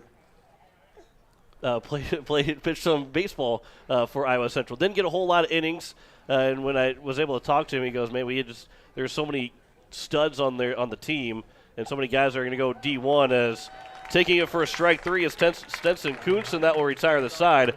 No runs, 1 hit, no errors, and 1 man left on base. After 3.5, it is a 5-5 game. We'll continue that conversation to the bottom of the 4th. You listen to Post State Baseball here on KCCR and on YouTube at KCCR Sports. Have you ever wondered what the benefits are of becoming a Owyhee Federal Credit Union member? At Owyhee Federal Credit Union, we reinvest profits in you. We do this in the form of lower interest rates, higher dividends, and low to no fees. So come check us out or come in at 221 East Pleasant Drive in Pierre, because at Owyhee Federal Credit Union, we treat our members like they own the place because, well, they do. Owyhee Federal Credit Union. Wondering what to do with that pitted and rutted drive? B&B Equipment will get you covered. Wanting to put something down the ground? B&B Equipment will put a hole in your project. Need to even up that property? B&B Equipment can fill that need. B&B Equipment can deliver all your gravel and material needs. B&B Equipment is here for all your excavation needs. Contact B&B Equipment, 224-6727. A contractor here for you. That's B&B Equipment, 224-6727. As we welcome you back here to Hyde Stadium as we continue here, bottom of the fourth inning, 5-5 our score between Post 8s and Mandan Chiefs. John Wickler alongside Nathan Nas and Jensen, who has found a taste to the napkin. She's got about 3 of them ripped up over here. Let's see if the bottle does a little. There we go. As the 8s tied 5-5 here in the bottom of the fourth inning. Matthew Hansen lead things off, 8-9-1. Hansen, Hunsley, and Lincoln Keenels, the first 3 hitters here in the bottom of the fourth inning. It was, I said this game could have been a high scoring and fair, and I guess it still could be because we're about halfway through. But we had 5 runs in the bottom of the first for the 8s. We had 5 runs at the top of the second for Mandan, and we have yet to have any more runs score since the top of the second. It's not well, I guess, the game's moved along a little bit quicker because of that, but also the fun thing about this game right now, there's Coach White. Oh, he can't make the play this time. He made the play out in Rapid City. I don't remember if it was game 1 or game 2, but he was able to make a nice play over third base. I'm at to shoot him a text here at the end of the game and tell him he's got to get his butt down on that. He can't take those ground balls so high. And now he's trying to make excuses over there in the Mandan dugout. There's now 2-1 count here to Matthew Hansen. Hansen had an RBI double, his first trip to the plate, which made it a 5-0 lead or 5-1 lead for Post 8. So now back to 5-5. Here's the 2-1 pitch, and that one's ripped down the line. It will hook foul, and it's now 2-2. That was labeled for another double for Matt Hansen. Post 8 is swinging the bat well. After the game against Cheyenne, where, yes, they did get no hit, but since then they've been swinging the bat well, and I made the comment about it in the high school season. They were striking out and pretty much striking out 9 times a game. Here, 3 times a game. That's you take away 3 innings of a ball game during the high school season. Now you take 1 inning away of a ball game, and that's a completely different outcome and completely different feeling of that game. Yeah, that's huge. You want to put the pressure on the defense and make them make plays going out there and striking out. The defense doesn't, you're not putting any pressure on them whatsoever, and that just lets pitchers get in a groove and get feeling good. And so being able to put balls in play, and even if it's something like that where it's a pretty routine pop fly to the second baseman, you're still making the defense have to make all the plays. 1 or 2 errors an inning, depending on who you're playing against. Sometimes you'll see those. But, yeah, it's huge just not giving away those free outs and going down swinging. Grayson Hunsley will step to the plate. He lined out to the second baseman, Kuntz, after Kuntz made the catch here against Matt Hansen to lead things off in the bottom of the fourth. Takes strike 1, and it's 0-1. And for Grayson Hunsley, still trying to get that bat going here in the summer, as Hunsley so far trying to find the number for Grayson Hunsley, as he will be hit by a pitch, so he will get on base, but the average was at 53 coming in. But also made that comment, too, when I saw the stat on Sunday that you go across, you keep looking at his stats, and for Hunsley, again, he has got 1 strikeout. While he has not been able to put the ball in, he's been putting the ball in play, just not getting the base hits, as we'll have a courtesy runner for Grayson Hunsley, as Spencer Easlin will be the courtesy runner. But that's what you like to see. If your batting average isn't going to be there, you're not striking out. You're at least making the defense make the play on you when you're up to the plate. There's a ground ball by Keenels right to the third baseman. The throw to second for 1. Kuntz back to first is in time, and a double play to end the inning. A 5-4-3 double play finishes out the bottom of the fourth. And we head to the top of the fifth.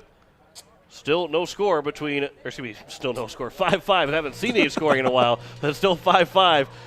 between Pierre and Mandan. You listen to Post State Baseball on KCCR and on YouTube at KCCR Sports.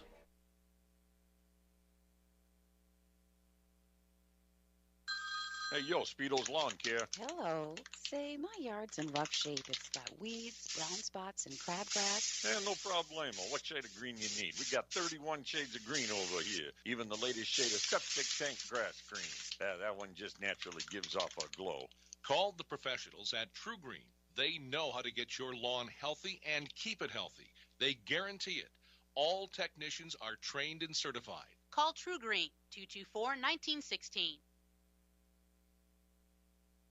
Did you ever hear the real story about the old woman who lived in a shoe? Who had so many children she didn't know what to do? Well, in the story, she wasn't given much credit. Believe me, she knew what to do, all right. She called my mom, Tara, at Kathy Sunshine Properties. She told my mom she wanted a house with 5 bedrooms and a large yard with room to run. Tara found her the perfect house and sold the shoe to a one-legged basketball player. For your happily ever after, give me a call at Kathy Sunshine Properties, 605-224-5588.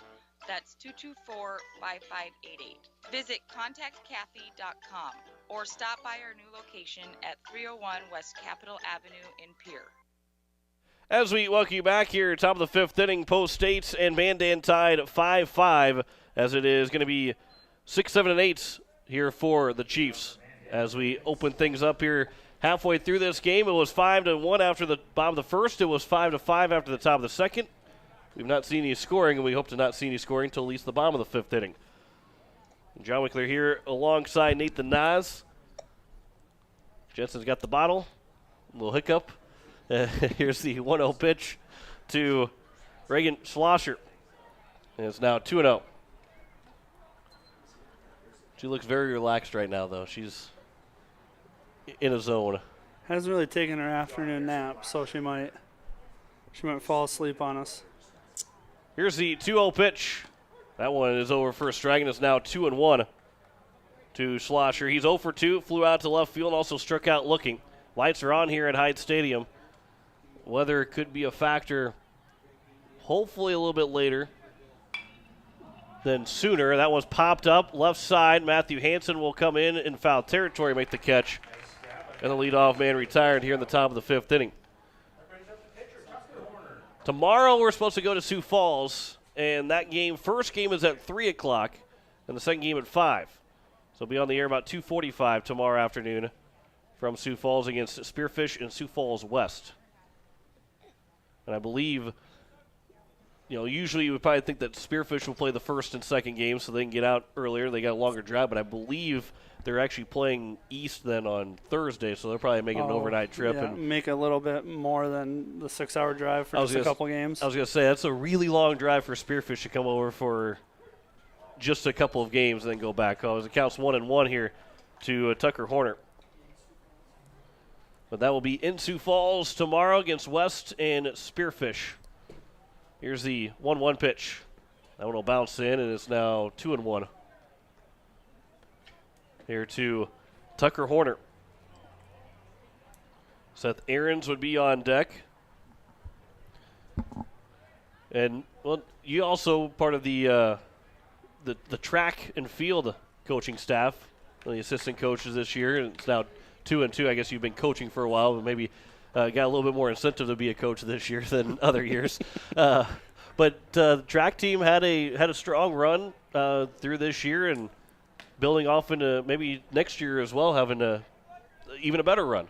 Yeah, it was a really good season for us. And you always look at the state meet as kind of that measuring stick of how it went. I think this year we got both the boys and the girls team scored 20-some points, when the year before the girls scored a point and the boys scored a point. Jet Zabel makes a sliding catch out in right field for the second out. And Zabel, the athleticism to make that play. You think Big Gray or Peyton would be making that play out in right field, or is it just Jet making that play? Peyton might have had a chance. Gray did get a couple opportunities to play in the outfield at one point in time, and he took a spot in right field, and River Iverson took a spot in the middle of the infield. And, but I don't know if Gray was getting to that ball. That was a fantastic play by Jet Zabel to retire Tucker Horner. Is now 2 down as Seth Ahrens will come to the plates, and the count's 0-1. But yeah, it was really good track season, and I know we've got. Hopefully, we'll keep building. We'll have new head coaches next year with Coach Starr leaving to move back out to the hills. So hopefully, the kids will still be excited to run for the new coaches that we'll have coming in. And I think there's some kids that haven't done track in the past that said they wanted to come out and give it a whirl, and that's what we need is just kids being willing to do it, because it's kind of hard to sell kids on, hey, let's go run for fun. Yeah, it is hard to get that one bought out by the kids. The two out base hit here for Seth Ahrens. He's on at first. Anthony Johnson, who is 2 for 2 with a single and a double, will come to the plate. Yeah, it's a little bit harder of a sell than maybe baseball, basketball, football, any of the other sports. But for track, it becomes and also maybe running or jumping are two hard things to sell to the kids sometimes. Yeah, and it was. Yeah, it is, but the kids that we had out did a really good job, working hard every day, getting the most out of it, getting faster, and that's kind of the fun thing to see that. We might not be the Sioux Falls O'Gormans and the Brandon Valleys that are going and competing for that team title, but just seeing the kids getting faster and seeing those times come down, or in the field events, the high jumpers and pole vaulters getting higher than what they have in the past, long and triple jumpers going further, the throwers throwing it further than they have. Kids get pretty excited about that kind of stuff too, and that's one of the best parts about track is you might not win, but you go out and you PR, and you can still feel good about yourself, and you can still see that growth. As the count is 1-2 here to Anthony Johnson, as Lions trying to get out of this inning, a 2-out single, runner on first and 2 away here in the top of the 5th. 1-2 pitch, just a bit outside, and is now 2-2. Now you get the summer off, and somewhat of the summer off. Teachers don't have summers off like some might think they do. But you still get an opportunity to maybe have a little bit extra time off or some time off, as that one's fouled back and it's now 2-2. You get the Gov program, the strength and conditioning program, which I think, I don't know, I think that every coach in the Pierre School District loves the fact that takes place over the summertime and be able to get the kids continuing to get better in the off season. Yeah, and I think one of the biggest things the way we run it, and I don't foresee it changing anytime soon, but us coaches being able to run it and not having, and nothing against the schools that have other people that do it for them, or like the Sioux Falls schools have Sanford Power, and those guys do a phenomenal job, obviously with the way that those guys are able to compete, but being able to do it ourselves, because we're still a small school. We might be a AA school, but we're small. So being able to run it ourselves and get to work with our kids, and even some of the athletes that aren't ours, is a lot of fun. A strikeout swing of Anthony Johnson that retires this side. We head to the bottom of the 5th. Tied 5-5 between Pierre and Mandan. You're listening to Post State Baseball on KCCR and on YouTube at KCCR Sports. Hey you.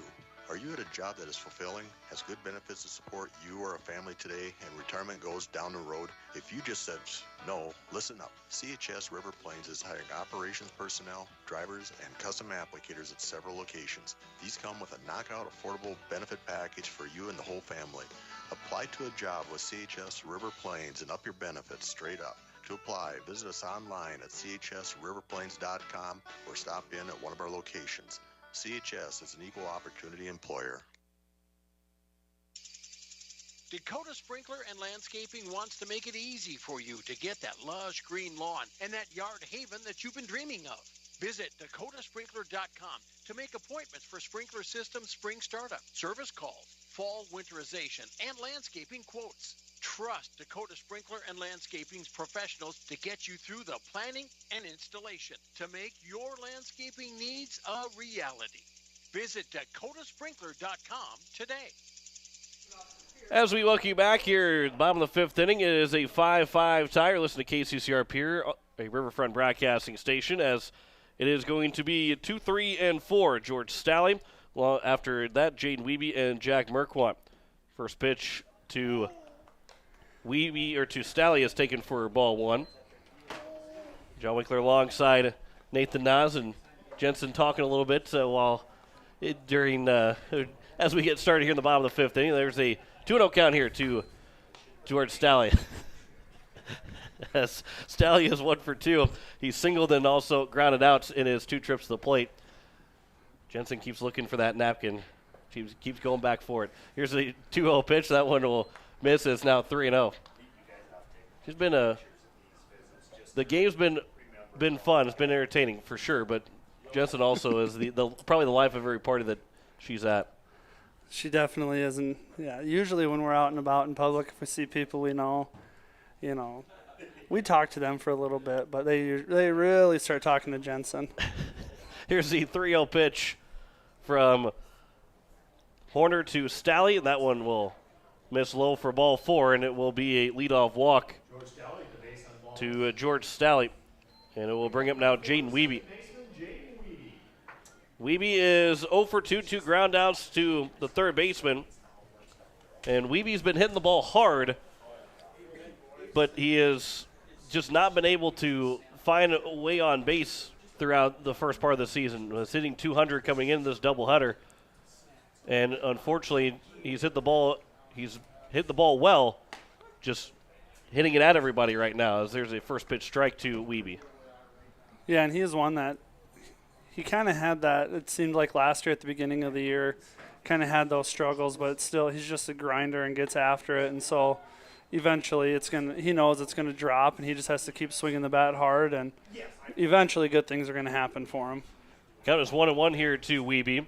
That would be some stirring out in the left field bullpen.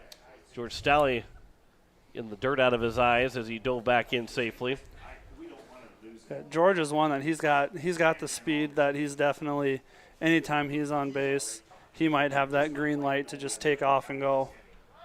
That one will bounce in. It's now 2-1. Staley will head to second. He will slide in safely, so he is at second base now with a 2-1 count. As it's a 2-1 count, George Staley is at second base. Jaden Wiebe has a chance to drive it in. As with nobody out here in the bottom of the 5th, at the end of this inning, we will keep it here on KCCR, as we'll let have the crowd mic turned up, and we'll have a presentation for the Dean family, for Greg Dean, to have the Friends or the Hometown Hero Award presented to him. Out to right field, catch is made by the right fielder Schlosser. To third base is Staley, and there's now 1 down and a runner on third here in the bottom of the 5th inning. And it will bring up Jack Merquan, the left fielder. Yeah, that's another one of those at-bats for Jaden there that, Coach White likes to talk a lot about having quality at-bats. A deep fly ball to the outfield like that, get the runner from second over to third.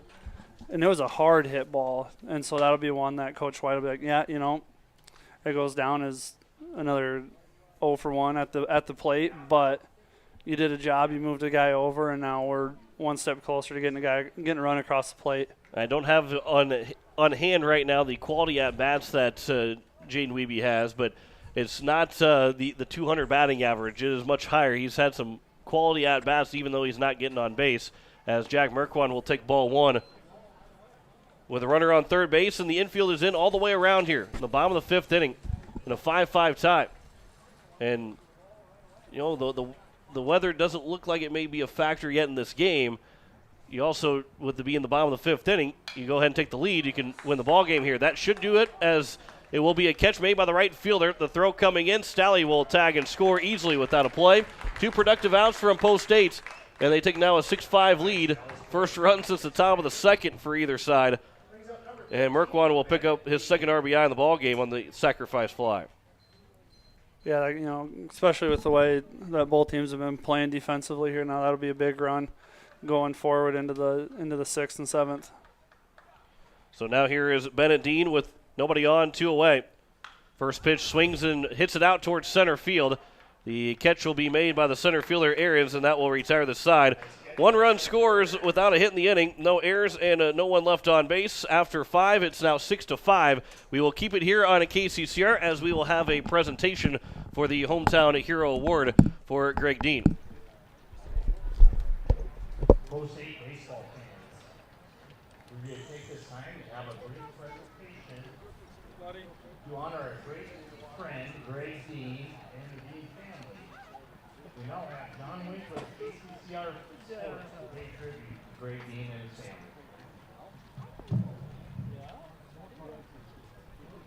Pierre Post State Baseball is privileged tonight to honor the family of Greg Dean with the Hometown Hero Award. Post State Baseball tragically lost one of its most loyal and dedicated fans this January when Greg suddenly passed away.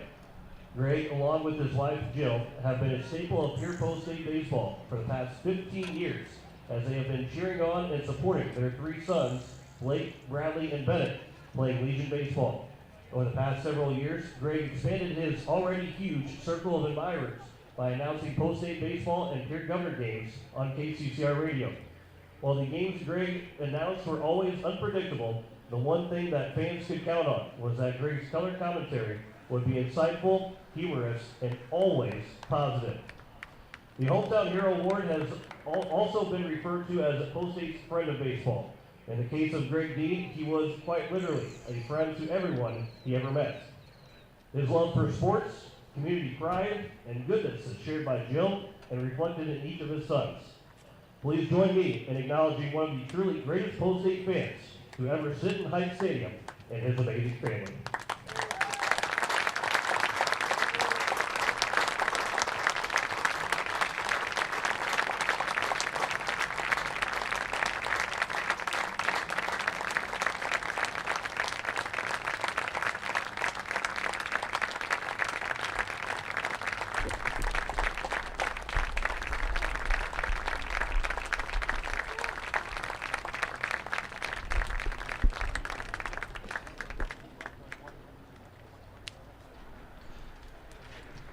Get a 6-5 lead here for Post State as we welcome you back here into the broadcast booth as hugs all the way around for the Dean family out on the field right now as the Eights will retake the field and get set for the top of the 6th with the 6-5 lead. We'll step aside. We'll come back. You're listening to Post State Baseball here on KCCR and on YouTube at KCCR Sports. Company is your complete transportation headquarters. You'll find a great selection of quality new Buick, GMC, Chrysler, Dodge, Ram, and Jeep vehicles, plus a great selection of quality pre-owned and certified pre-owned vehicles. They'll take good care of you after the sale with a full-service parts and body shop, along with a friendly financing team that'll do their best to get you into your next new or pre-owned vehicle with financing that fits your budget. Wagner Auto is your local, family-owned, full-service dealership in Pierre. WagnerAuto.com. That's WagnerAuto.com. Comtech is a total technology solutions provider. Comtech is ready to get technology to work for you, not against you. Stop into Comtech to see our selection of TVs, home audio systems, computers, and security systems. They have brand names like Samsung, Bose, Sonos, and Lenovo, just to name a few. Comtech has what you're looking for in technology. Stop in at 1601 Lowell Avenue in Pierre or visit their website at ComtechPlus.com. Comtech, your trusted technology solutions provider. As we welcome you back here, top of the 6th inning, it is a 6-5 lead now for Post State after the RBI sac fly from Jack Merquan. And the Eights will be 6 outs now away from picking up a Game 1 win here in this ball game as Johnny Lyons still out on the mound. He's done a fantastic job that second inning. Got away from him a little bit, gave up those 4 runs, but innings 1 and 3 through 5, a combined 1 run in total, and including 3 zeros in the last 3 innings. As the first pitch misses for ball 1 to the top of the order in Avery Bogner. There's a line shot that is foul down the left field line, and it's now 1-1. Also want to thank Nathan Nas for coming up here and talking some baseball and talking about our good friend Greg Dean, who again was honored with the Hometown Hero Award. And baseball is not the same without him up here in the broadcast booth, but know that he's been watching a lot of Pierre Governor games and post-state baseball so far this year, as a leadoff single here for Avery Bogner. He is now 1 for 3 in the ball game, as Isaac Huddle, who is 2 for 3, will come to the plates.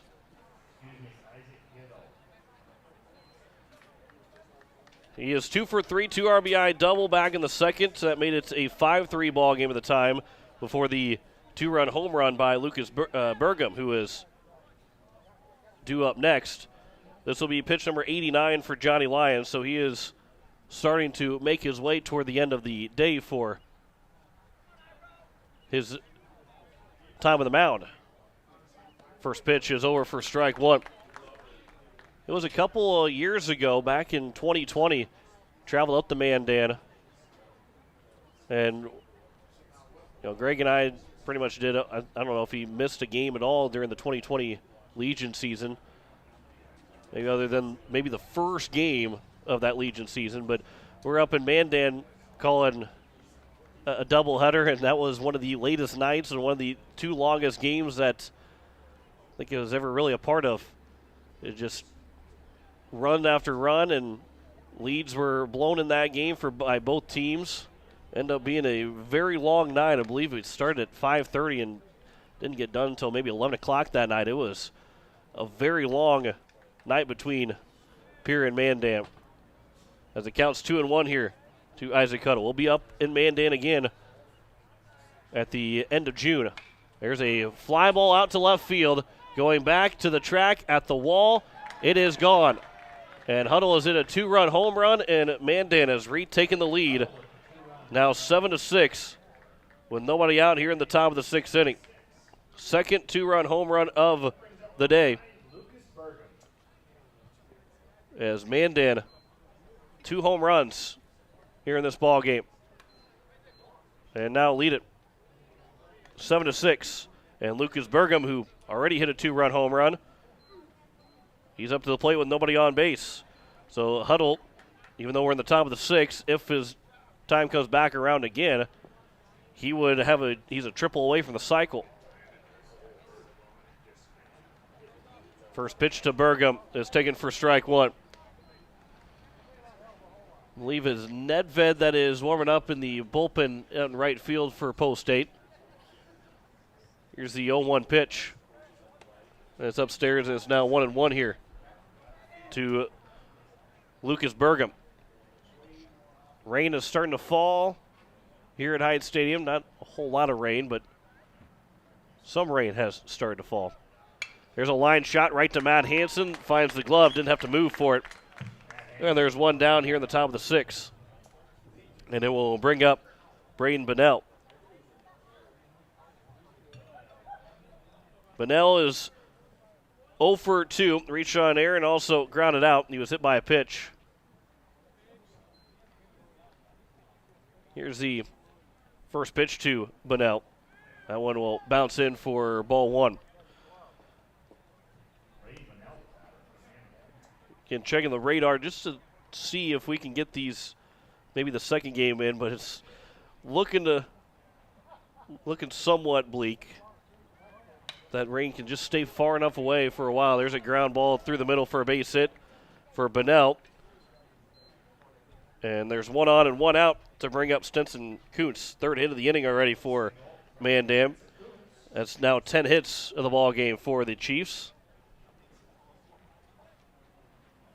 Reagan Schlosser, the right fielder, will be on deck. For Post State in the bottom of the 6th inning, it'll be 6, 7, 8, Gary Nedved, Jed Zabel, and Matt Hansen.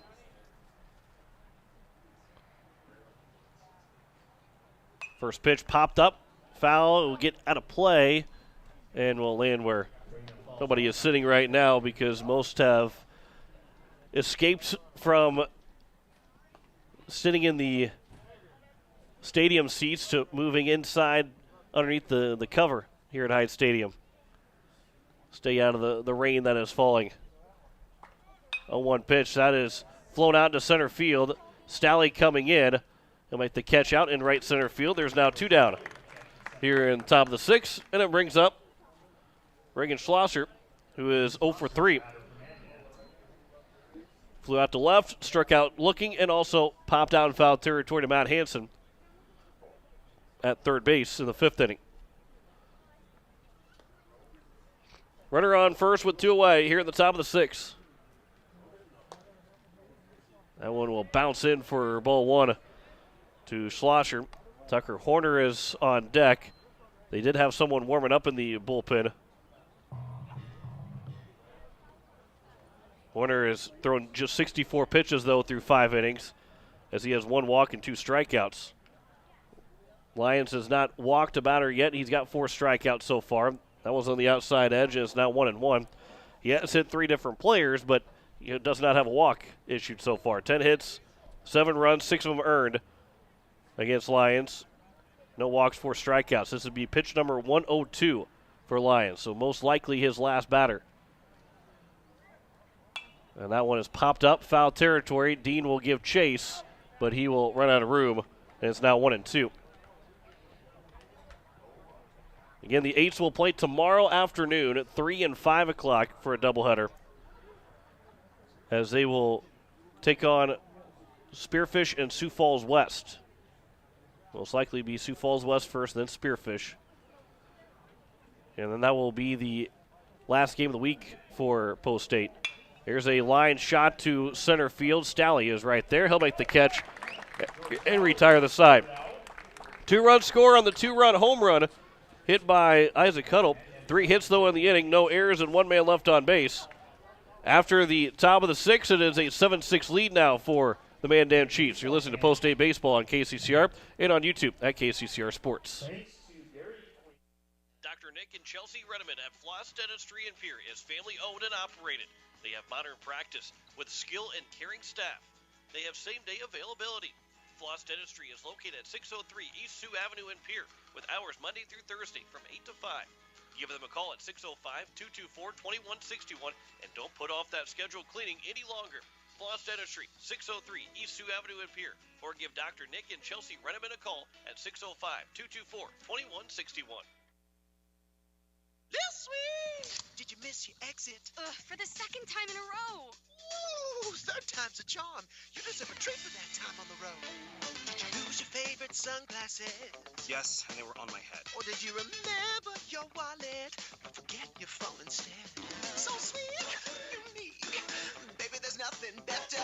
I bet you've probably done something that deserves a Dr. Pepper. Did you meal prep all your lunches and order tacos instead? I'm so ashamed. Please don't tell my wife. I went to the grocery store and actually remembered my reusable bags. Earth-friendly, so safe. It's one of a kind, it'll blow your mind. That deserves a Dr. Pepper. It is the bottom of the 6th inning, and Post State is down 7-6, as they will have 5, 6, and 7. Excuse me, 6, 7, and 8. Gary Nedved, Jet Zabel, and Matt Hansen. Nedved is 1 for 2.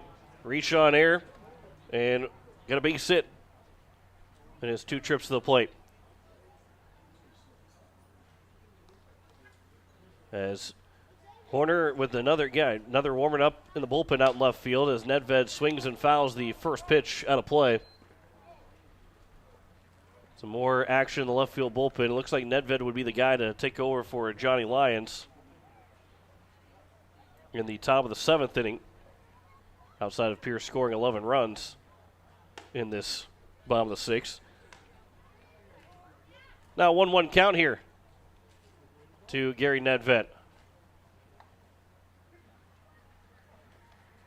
Here is that 1-1 pitch upstairs, now 2-1. Post State scored 5 runs in the first, and then finally reclaimed the lead after having the 5-1 lead go to 5-5 in the top of the 2nd. They reclaimed the lead in the bottom of the 5th with a sac fly from Jack Merkwan, and then a 2-run home run by Isaac Huddle, the second 2-run homer of the game by Mandan, to get their lead back at 7-6. That one is popped up by Nedved on the infield. Second baseman Kuntz will make the catch, and the leadoff man retired here in the bottom of the 6th inning. Here's Jet Zabel He's 0 for 2, but he does have an RBI ground out. Struck out swinging back in the third inning. Allowed Post State to take a 4-1 lead with the ground out in the bottom of the first. Here's the first pitch to Zabel. Swing and a miss. And for Horner, he's done a good job. He's done a very good job of limiting the amount of pitches that he's thrown through in this ball game. That one's outside, and it's now 1-1. As you look at his stats, and that was pitch number 70 for Horner. 5 hits allowed, 1 walk, just 2 strikeouts. Counts now 2-1. He has hit 1 batter. And that was Grayson Huntley that he hit. So the count now at 2-1. Here with 1 down in the bottom of the 6th inning. Here's a 2-1 pitch. That one is outside and is now 3-1. 3-1 count here to Jet Zabel, with on deck being Matt Hansen.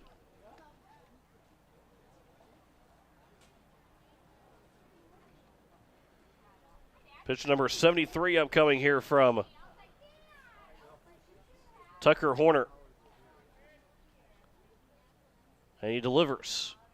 And he walks Zabel, second walk issued of the ball game. And it's now Matthew Hansen.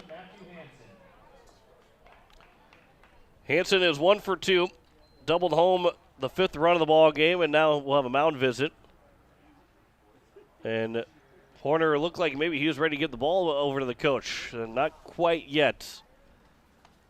Don't believe that the Chiefs are ready to make the change and make the call the bullpen. 7-6 our score here in the bottom of the 6th. We have a second game coming up if weather will permit us to get that second game in. That rain continues to just hold off enough. And the heaviest of it is not seemingly wanting to get from Stanley County over into Hughes County. So as we still wait to see what that weather will do. We still got this ball game here to finish out before we even think about playing game number 2. And Matthew Hansen will come to the plate after the mound visit, looking for his second hit of the ball game. 5 hits so far for Post State. There's a pickoff attempt, and easily back in safely is Zabel. Pierre had 4 hits in the first, 1 in the third. And while they scored in the bottom of the 5th, it was George Stalley leading off with a walk that allowed him to then take second on a pitch in the dirt and 2 productive outs to get the run in. So they didn't even get a base hit, did Post State in the bottom of the 5th. They needed to score that other run. Here's the 1-0 pitch. That one's on the outside edge. It's now 1-1. And the Eights are looking to maybe take the lead and close it out in the top of the 7th. But right now with 8-9, you feel pretty good in the next inning or 2. As long as it stays that one, as Mandan stays with 7 runs, you'll feel pretty good to win this ball game still, because you have the top of the order just about up. And you also like what the bottom of the order can do for you too for Post State. Here's the 1-1 from Horner to Hansen. That one is over for a strike and is now 1-2 to Hansen. Hansen was coming into this doubleheader hitting .294. And he's got a second double, second RBI with that one in the bottom of the first inning, which made it 5-1 for Pierre. Now it's 7-6 for Mandan. 1-2 pitch. Hansen will chase and swing and miss for strike 3. There's now 2 down. And it will bring up Grayson Huntley. Huntley is 0 for 1. Lined out to the second baseman, also hit by a pitch.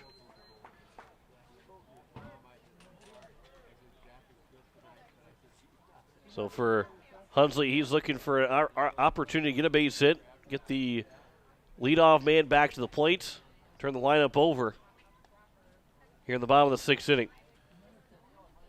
Here's the first pitch. Instead of stepping off was Horner.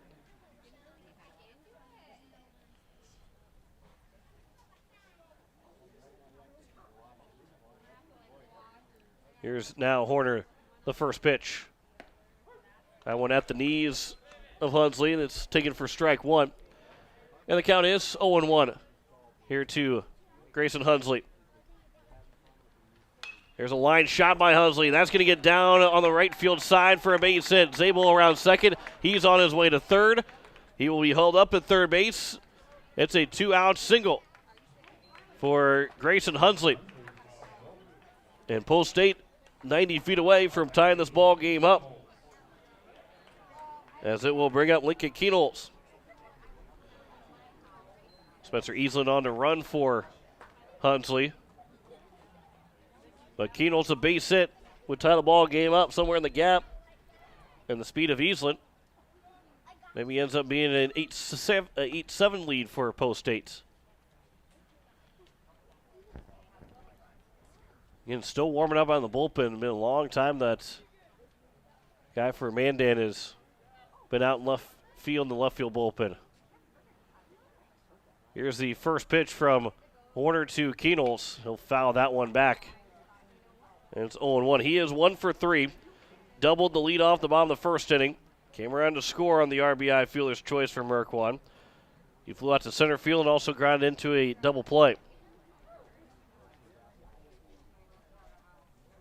Keenholz looking for his second RBI of the season. That one will bounce in the dirt. Good block there from the catcher Huddle, and it's now 1-1.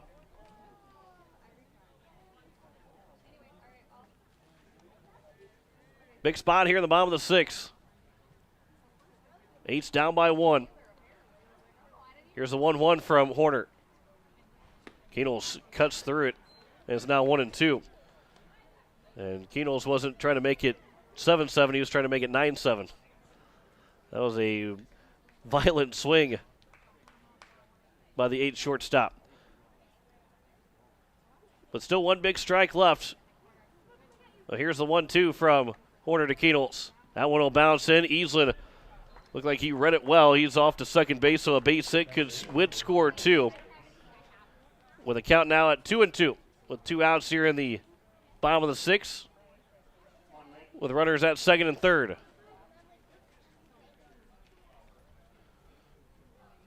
At third is Zabel. Easland running for Hunsley at second. And here's the 2-2 from Horner to Keenholz. Bounces in, now 3-2. On deck is George Stalley. And if you're Mandan, do you mess with Keenholz? Or do you try and go to the rising sophomore? They're going to pitch to Keenholz. Here's the 3-2. And a ground ball to the third baseman, fielded by Burgum. The throw to first is in time. Bogner to first is in time, and it will retire the side. And Post State will leave the tying run 90 feet away. No runs, 1 hits, no errors, 2 men left on base. We head to the top of the 7th.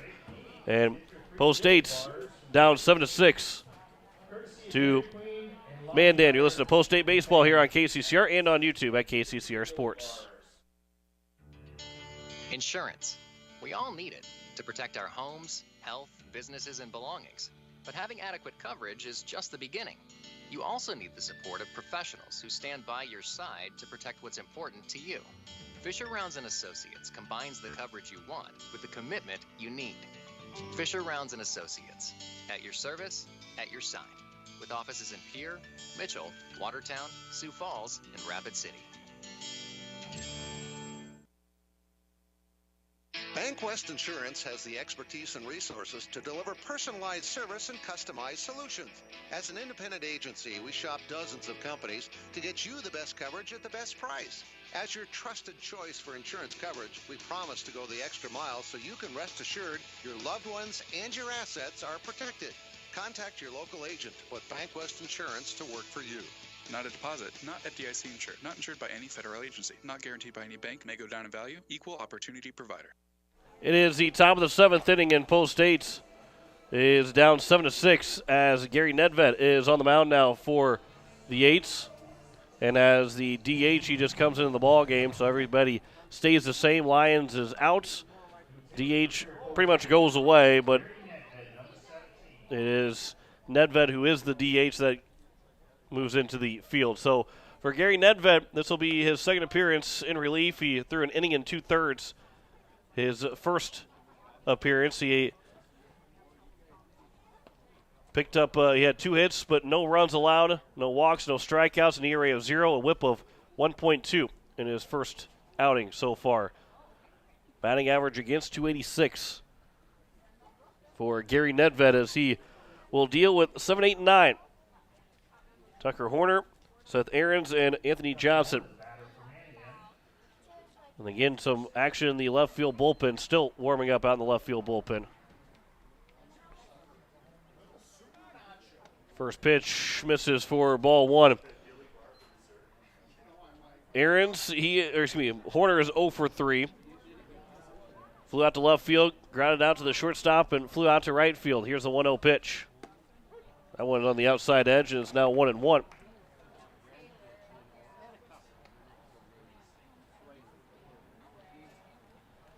Here's the 1-1 from Nedved. Line shots out to left field, going back on his Merkwan. He will get to it, but he can't make the catch. Bounces off of the glove. Rounding second and stopping at second will be Horner. And the leadoff man is in scoring position here at kickoff the top of the 7th inning.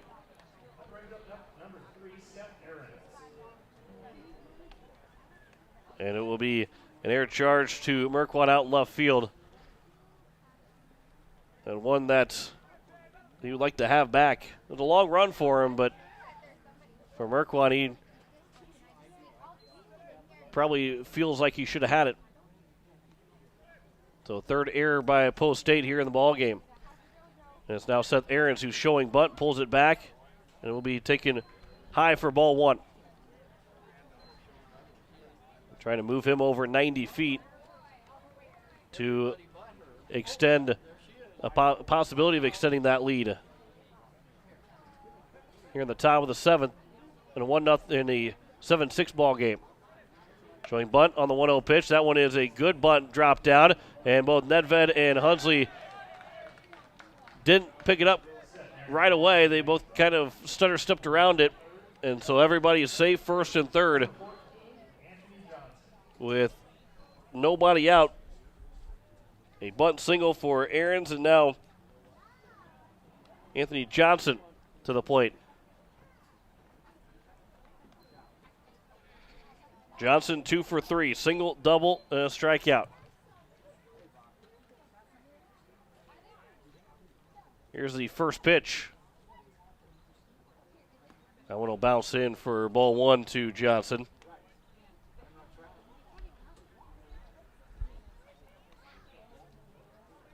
Johnson singled back in the second inning.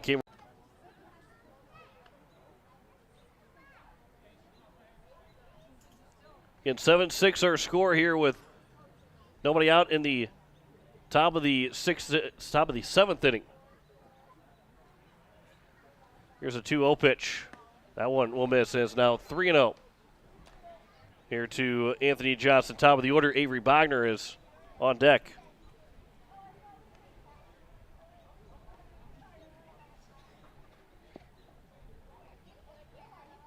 (3-0) from Nedved. 4-pitch walk, and the bases are now loaded. Here with nobody out in the top of the 7th. So it'll be now the top of the order, Bogner, Huddle, and Burgum. Bogner is 1 for 3 so far. He singled in his last trip to the plate in the top of the 6th to kick things off for a 2-run home run by Huddle that gave Mandan the lead. As the rain is coming down here at Heights Stadium. First pitch over for strike 1. And the good thing right now is no lightning in the area. But we will keep track of the weather to see if maybe we still get a game 2 in, or at least potentially start a game 2. Here's the 0-1 pitch. That one is taken for a strike, and is now 0-2 to Bogner. Well, he's looked at the first 2 pitches. He was hit by a pitch, got a single. He also flew out to the outfield, left and center. the 2 times that he has been retired. Nedved from the windup. Here's the 0-2 pitch. Just missing low and away, and it's now 1-2.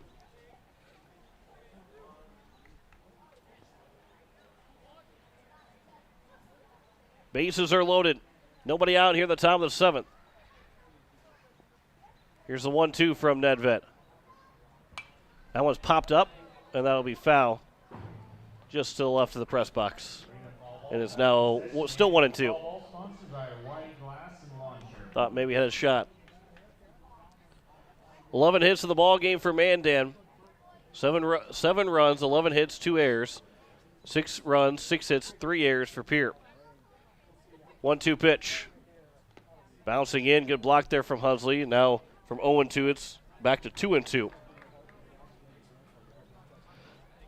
Isaac Cuddle, Lucas Burgum on deck. And then it would be Braden Bunnell. But the next 2 guys already hit bombs in this ball game for Mandan. 2-2 pitch. Fly ball, shallow right field, long run for Zabel. He's not going to get to it. Drops in for a base hit. They'll go station to station. It's an 8-6 ball game. An RBI single here for Bogner. And the lead is 8-6. Now here's Isaac Cuddle, who is already homered. His last trip, he hit a home run. He is a triple away from the cycle. With a 2 RBI double in the 2nd, a single in the 4th, a 2-run homer in the 6th. And now he's got the chance here for the cycle if he hits a triple. First pitch is outside for ball 1. And the rain coming down a little bit harder. Still looks like it's not coming down too bad here at Hyde Stadium, but a steady rain. Here's the 1-0. And it's now 2-0. Nowhere to put Huddle. Try and find a way to get him out.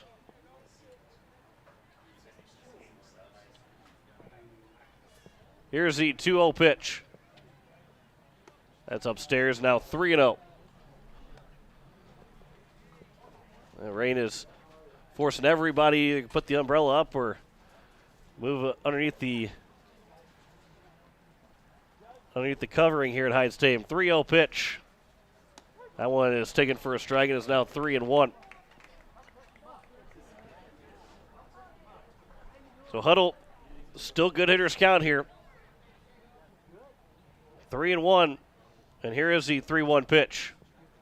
Misses outside for ball 4, and it will walk in a run. And it's now a 9-6 ball game. And Lucas Burgum, who has also hit a home run, will come to the plate. Grayson Hunsley making his way out to talk with Nedved. Still nobody out here in the top of the 7th. Got to find a way to maybe get a ground ball right back to Nedved. Start a 1-2-3 double play. 1-2-3 double play. Maybe hit a line shot to third base. Hansen can catch it, step on the bag at third, get a double play that way. First pitch is missing low for ball 1. Burgum 2 for 4. Single, a 2-run homer. Flew out to left. Lined out to Hansen at third. That one's taken for a strike, and it's even at a ball and a strike. With nobody out here in the top of the 7, the bases are loaded. 9-6. Mandan leads over Pierre. Here's the 1-1. That one is line foul. That will get out of play. And the count is now 1-2.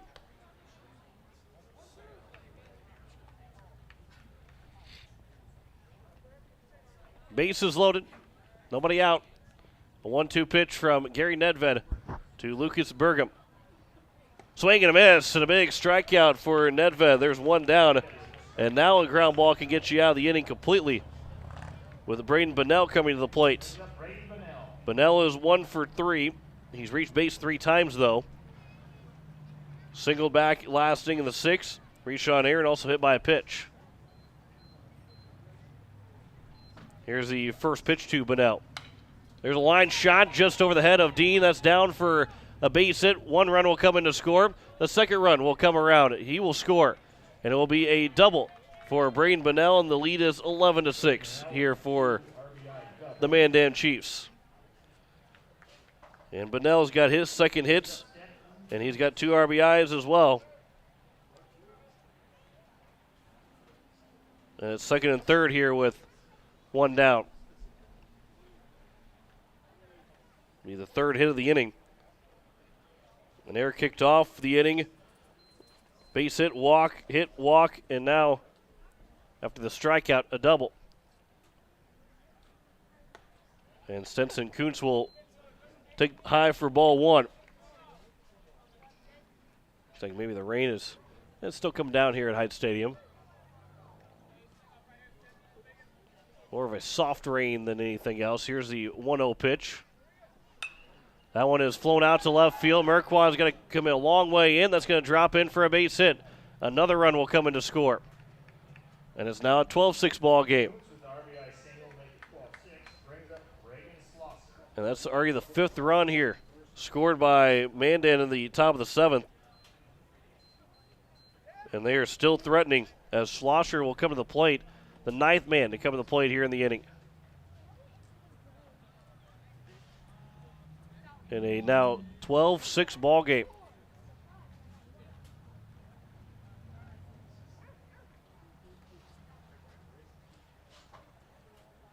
Here's the first pitch to Schlosser. That one will bounce in for ball 1. Good block there from Grayson Hunsley. No activity out in the right field bullpen here for Post State. Gary Nedved knocking his cleats on the mound to get rid of some of that clay off the bottom of the cleats. With the rain falling here at Heights Stadium. 1-0 pitch. Misses upstairs. Is now 2-0. And again, the weather could be an impact to our next game. It looks like we won't get much relief of rain, but we just not have seen any lightning, which is a good thing to keep playing still.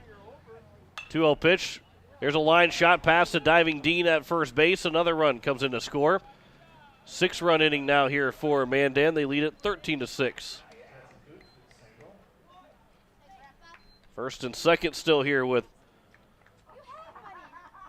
1 down. And Coach White will make his way out and talk with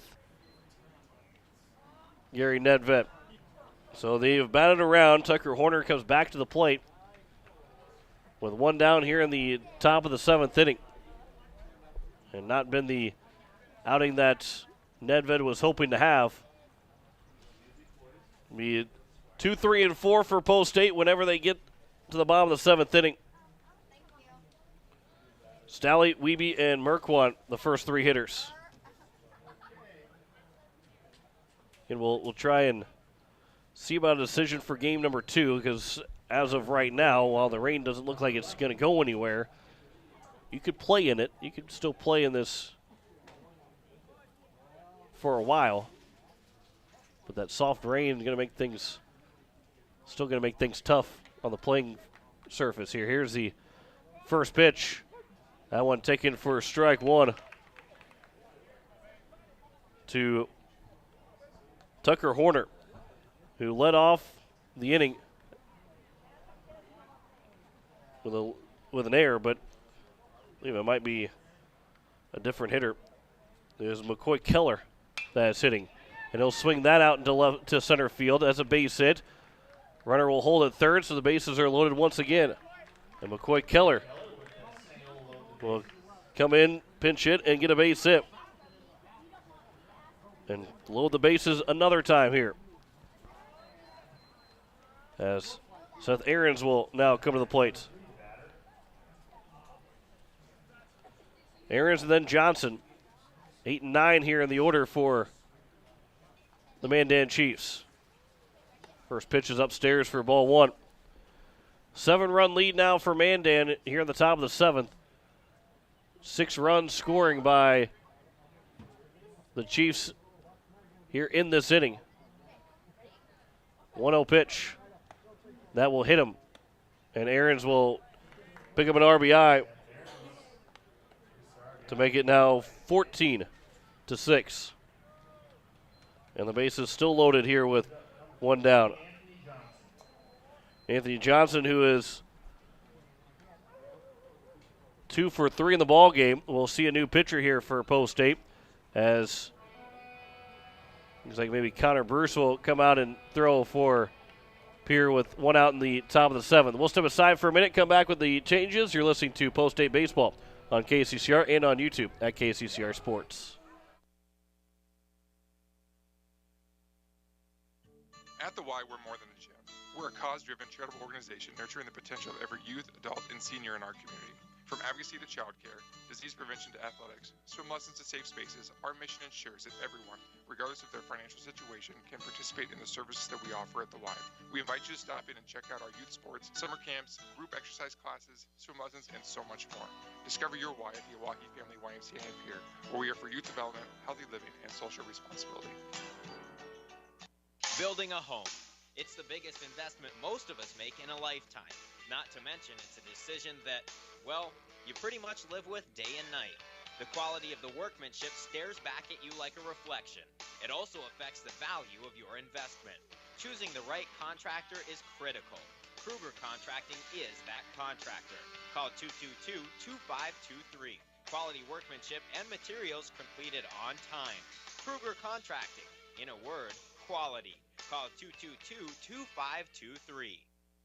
Top of the 7th still, one out, bases are loaded, as it will be Connor Bruce on the mound for Pierre Post State to try and finish out this top of the 7th inning, keep this a 14-6 deficit, as Anthony Johnson will come to the plate. Johnson, Bogner, and then Huddle.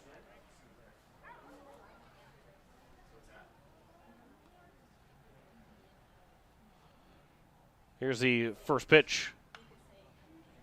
That one's fouled back, and it's 0-1 here to Anthony Johnson. Hey, the concession stand has some great hamburgers for sale. Stop down and get a nice, warm, hot hamburger. Connor Bruce, this is his first appearance of 4 as a Pierre Post State member. Here's the 0-1. That one is outside. It's now 1-1. Okay, we'll see you about game number 2 whenever we get to that point. It'll all depend on when this first game comes to an end as well. Here's a 1-1. And Anthony Johnson pops it up. Lincoln Keenels will make his way out. They'll call an infield fly. And there's now 2 down. And now we'll bring back up to the top of the order for Avery Bogner, who is already 1 for 1 with an RBI in the inning. He's 2 for 4 in the ball game now.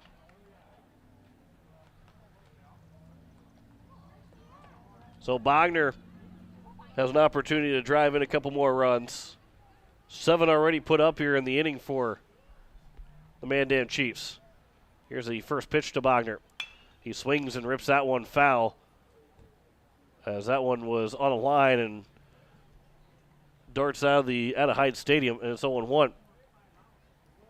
A bit out in front of that one. Bruce works from the windup with the bases loaded. Here's the 0-1 from Bruce to Bogner. That one's fouled back, and it's now 0-2. And Bogner, I think, has in his mind he wants 5 RBIs in the inning. With already 1 so far, he's looking for. He was swinging for the fences the first 2. But he's down 0-2 in the count. Bruce looking for the strikeout and finish out this top of the 7th. Here's the 0-2 pitch. Just missing, low and outside for ball 1. And the count is 1-2. Schlosser leads away from third, Keller at second, and Renz at first. 1-2 pitch is missing upstairs, and the count's now 2-2.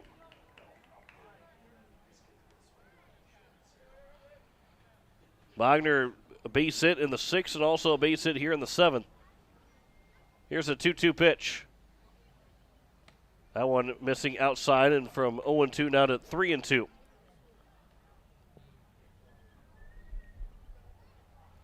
And everybody will get a head start with Schlosser taking his time going down the third base line. He's going to get way out there in foul territory.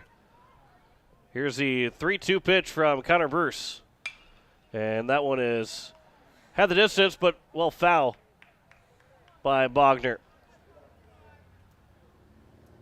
So it will remain 3-2. And that's exactly why the runner at third, Schlosser, is not moving much farther to home. He is staying as far out in the foul territory as he possibly can. 3-2 pitch once again. And that one is looked at for ball 4, and it will be a 2-out walk issued to Bogner.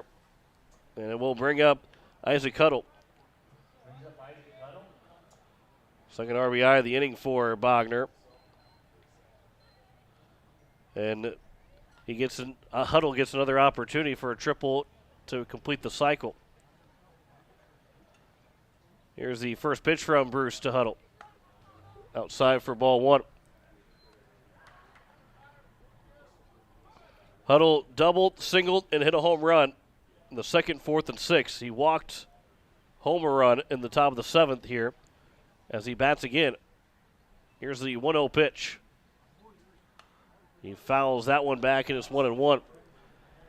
5 RBIs for Isaac Huddle of the 15 runs that have scored in the ballgame for Mandan.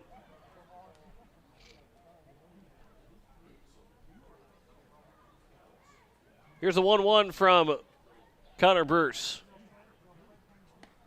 On the outside edge, taken for a strike, and the count is now 1-2.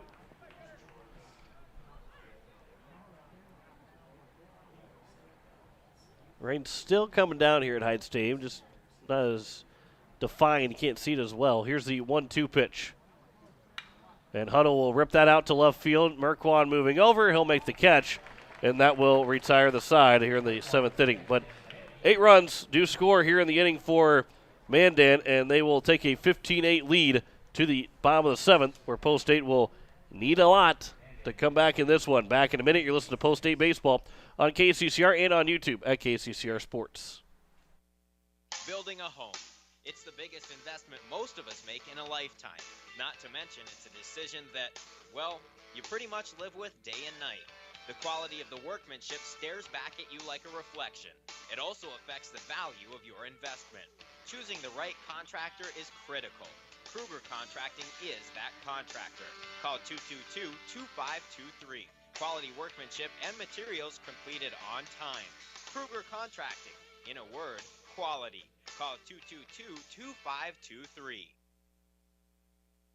The count may change with every pitch, but what doesn't change is God's love for you. Come join us at Faith Lutheran Church to hear about the God who blesses us with athletic skill, meaningful relationships, and the peace and comfort that comes from his son Jesus. You can worship on Wednesday evenings at 7 p.m. or on Sunday mornings at 8:30 or 11 a.m.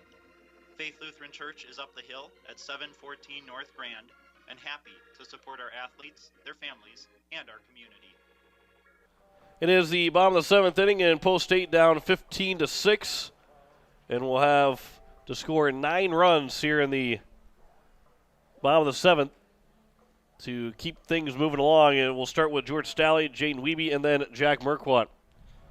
An 8-run inning, 8 runs on 6 hits, 1 error, and 3 left on base in the top of the 7th for Mandan. And the 3-game winning streak for Post State is very much in jeopardy right now as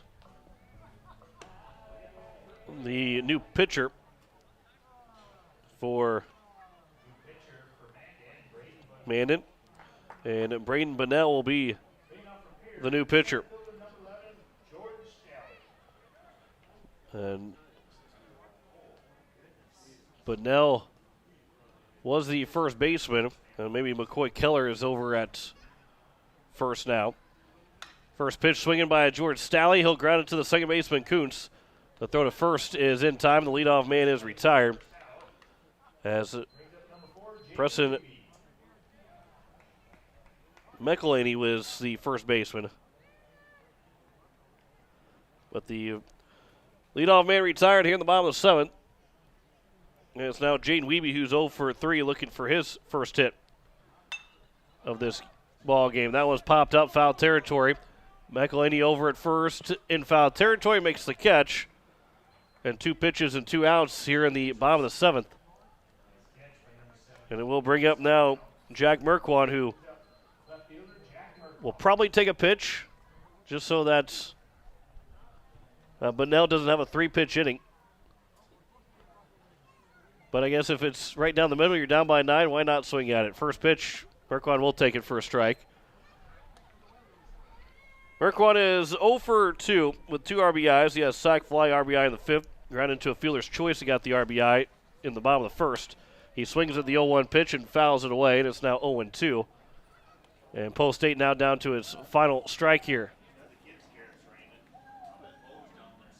of this first game, and we'll wait to see what might come of the second game. 0-2 pitch, ground ball left side. Fielded by the shortstop, but bobbled by Burgum, and Merkwan is a 2-out base runner. Being air charged to the shortstop and Burgum, and maybe that's all you need. Here's Bennett Dean. Dean is 1 for 3 and a 2 RBI single back in the bottom of the 1st. He struck out swinging and then also flew out to the center fielder. Here's the first pitch from Bunnell. Misses for ball 1. Again, the Eights will be on the road tomorrow in Sioux Falls. They'll take on Sioux Falls West and Spearfish. A couple South Dakota games for the Eights. That one is in the dirt, picked up by the catcher. The throw to first ended up going in the dirt as well, but went off of Merkwan's leg, so it stayed on the infield. The count is now 2-0.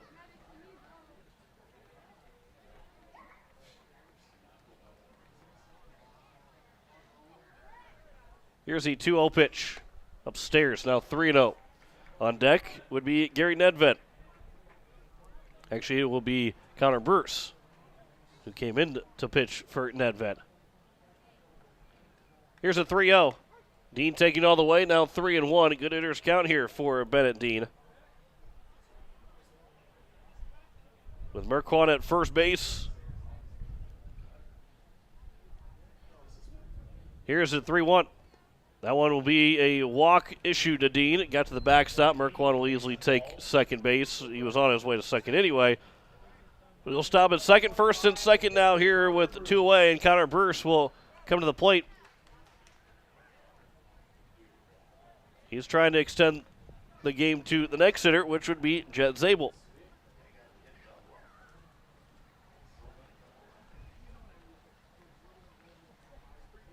Bruce is 1 for 3 in the season. He had a double, drove in a run on that double. First pitch misses for ball 1. Runners at first and second. Here's a 1-0 pitch. That one will bounce in. Now 2-0 here to Bruce. And for Bunnell, he got the first 2 guys out in 2 pitches, and a little bit of a struggle here. He nearly retired Merkwan, but an error allowed the game to continue. And now it's first and second here. 2-0 pitch. That one is over for a strike. Now 2-1.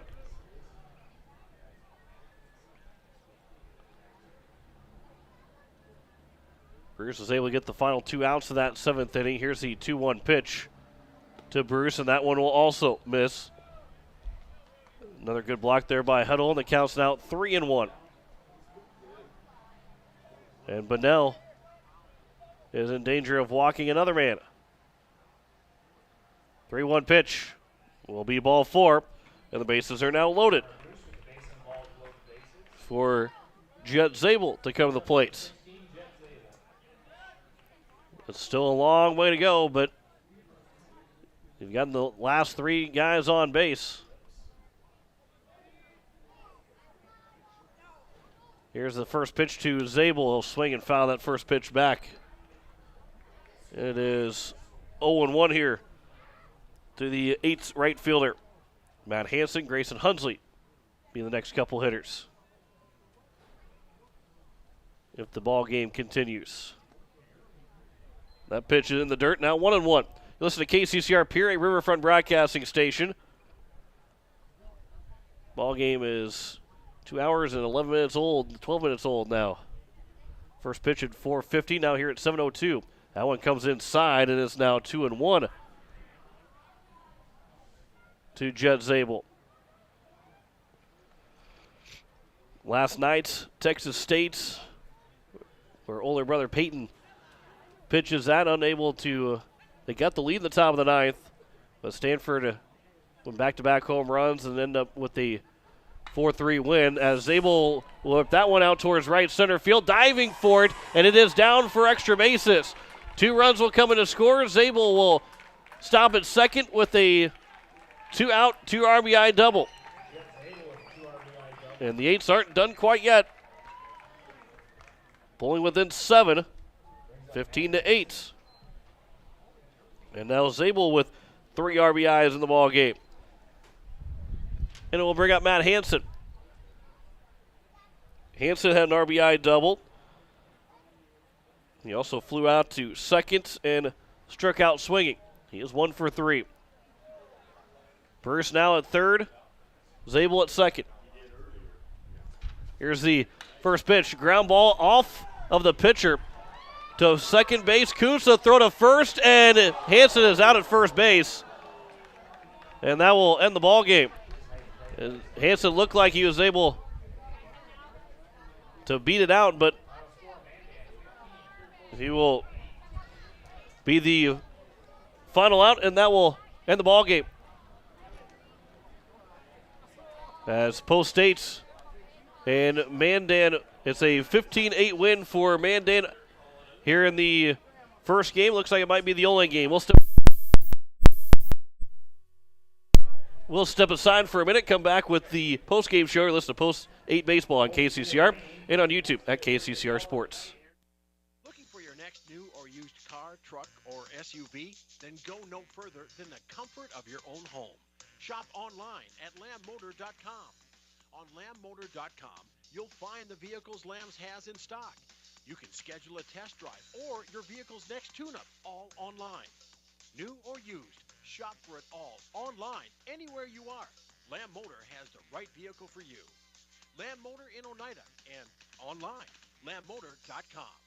No one likes to have electrical problems, but when they happen, call Todd's Electric at 223-2518. With over 28 years of experience, Todd's Electric can handle any type of electrical problem, whether it's residential, commercial, or agricultural. Their knowledgeable staff knows and understands the importance of your home, business, or ag facility and are prepared to help. Call Todd's Electric at 223-2518. That's 223-2518. Todd's Electric, serving the Pierre and Fort Pierre areas. The line to power. It takes hard work to reach goals. It's a truth that applies to more than just sports. It also goes for your financial goals. You work hard for your money. You deserve an investment strategy that lines up with your game plan. Your local Edward Jones financial advisor can help. If your investments aren't getting you closer to the win, visit edwardjones.com or stop by your local Pierre area Edward Jones office for a financial review. Edward Jones, making sense of investing. Member SIPC.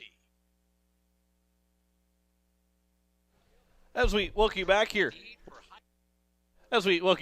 to Hyde Stadium, Post States, they will fall in the game as they lose 15-8 to the Mandan Chiefs. It will be the only game that we have tonight. They will not play the second game as the rain is coming down, and there's really no end in sight. And especially here in South Dakota, where it's not like Mandan's got to travel 5 minutes back home, and they'll be good for the rest of the night. They've got a long drive, and you don't want them to stay here for hours upon hours just waiting for the rain to stop. So this will be our only game tonight. Post State will travel now tomorrow. We'll take on Sioux Falls West and Spearfish in a triangular. That the first game is at 3 o'clock tomorrow afternoon. Make note, 3 o'clock tomorrow afternoon, and it's a 5 o'clock second game as the 8s will be looking for the doubleheader win over Sioux Falls West and Spearfish. So we'll have those two games for you on KCCR and on YouTube at KCCR Sports. It was a 15-8 win for the Mandan Chiefs over Pierre Post State. 5 runs in the first for the Eights that led 5-1, but it was 5-5 after a 2-run double and a 2-run home run by Isaac Huddle and Lucas Burgum to tie the ball game up. Post 8 reclaimed the lead at 6-5 with an RBI sac fly from Jack Merkwan. And then the top of the 6th, a 2-run home run by Isaac Huddle gave them the 7-6 lead, and then 8 runs in the top of the 7th as they were able to bat around and actually have 14 guys come to the plate in the 15-8 win for Mandan over Pierre. I want to say thanks to Jacob Mayer back at the station. News Director Zach Nelson, he'll have election coverage coming up here in just a little while. Once the polls completely close, he starts to get his results. He'll have election coverage for you on a KCCR, as this is our only game tonight. So we'll be back on the air tomorrow, 2:45. We'll start coverage, 3 o'clock first pitch between Pierre and Sioux Falls West, as they'll take on West and Spearfish tomorrow. Final score once again, 15-8. Post 8 drops it to Mandan as we say so long from Hyde Stadium. To Post 8 Baseball on KCCR and watching on YouTube at KCCR Sports. Post 8 Baseball is brought to you by Dr. Pepper, Floss Dentistry, Comtech, Wagner Auto, Dakota Sprinkler, CHS River Plains, Kathy Sunshine Properties, True Green, B&B Equipment, Oahe Federal Credit Union, and Gales Gas. Post 8 Baseball is also brought to you by AirTech, Capital City Ford, Lincoln, and Toyota, Olson Plumbing, First Dakota National Bank, Ferding Electric, Shane's Pharmacy, Avera, Sander Auto Parts, Edward Jones Financial, Todd's Electric, Lamb Auto, Kruger Contracting, the Oahe YMCA, Bank West, and Fisher Rounds. Join us all season for Post 8 Baseball here on KCCR and on YouTube at KCCR Sports. This has been a special presentation of KCCR Sports, Central South Dakota's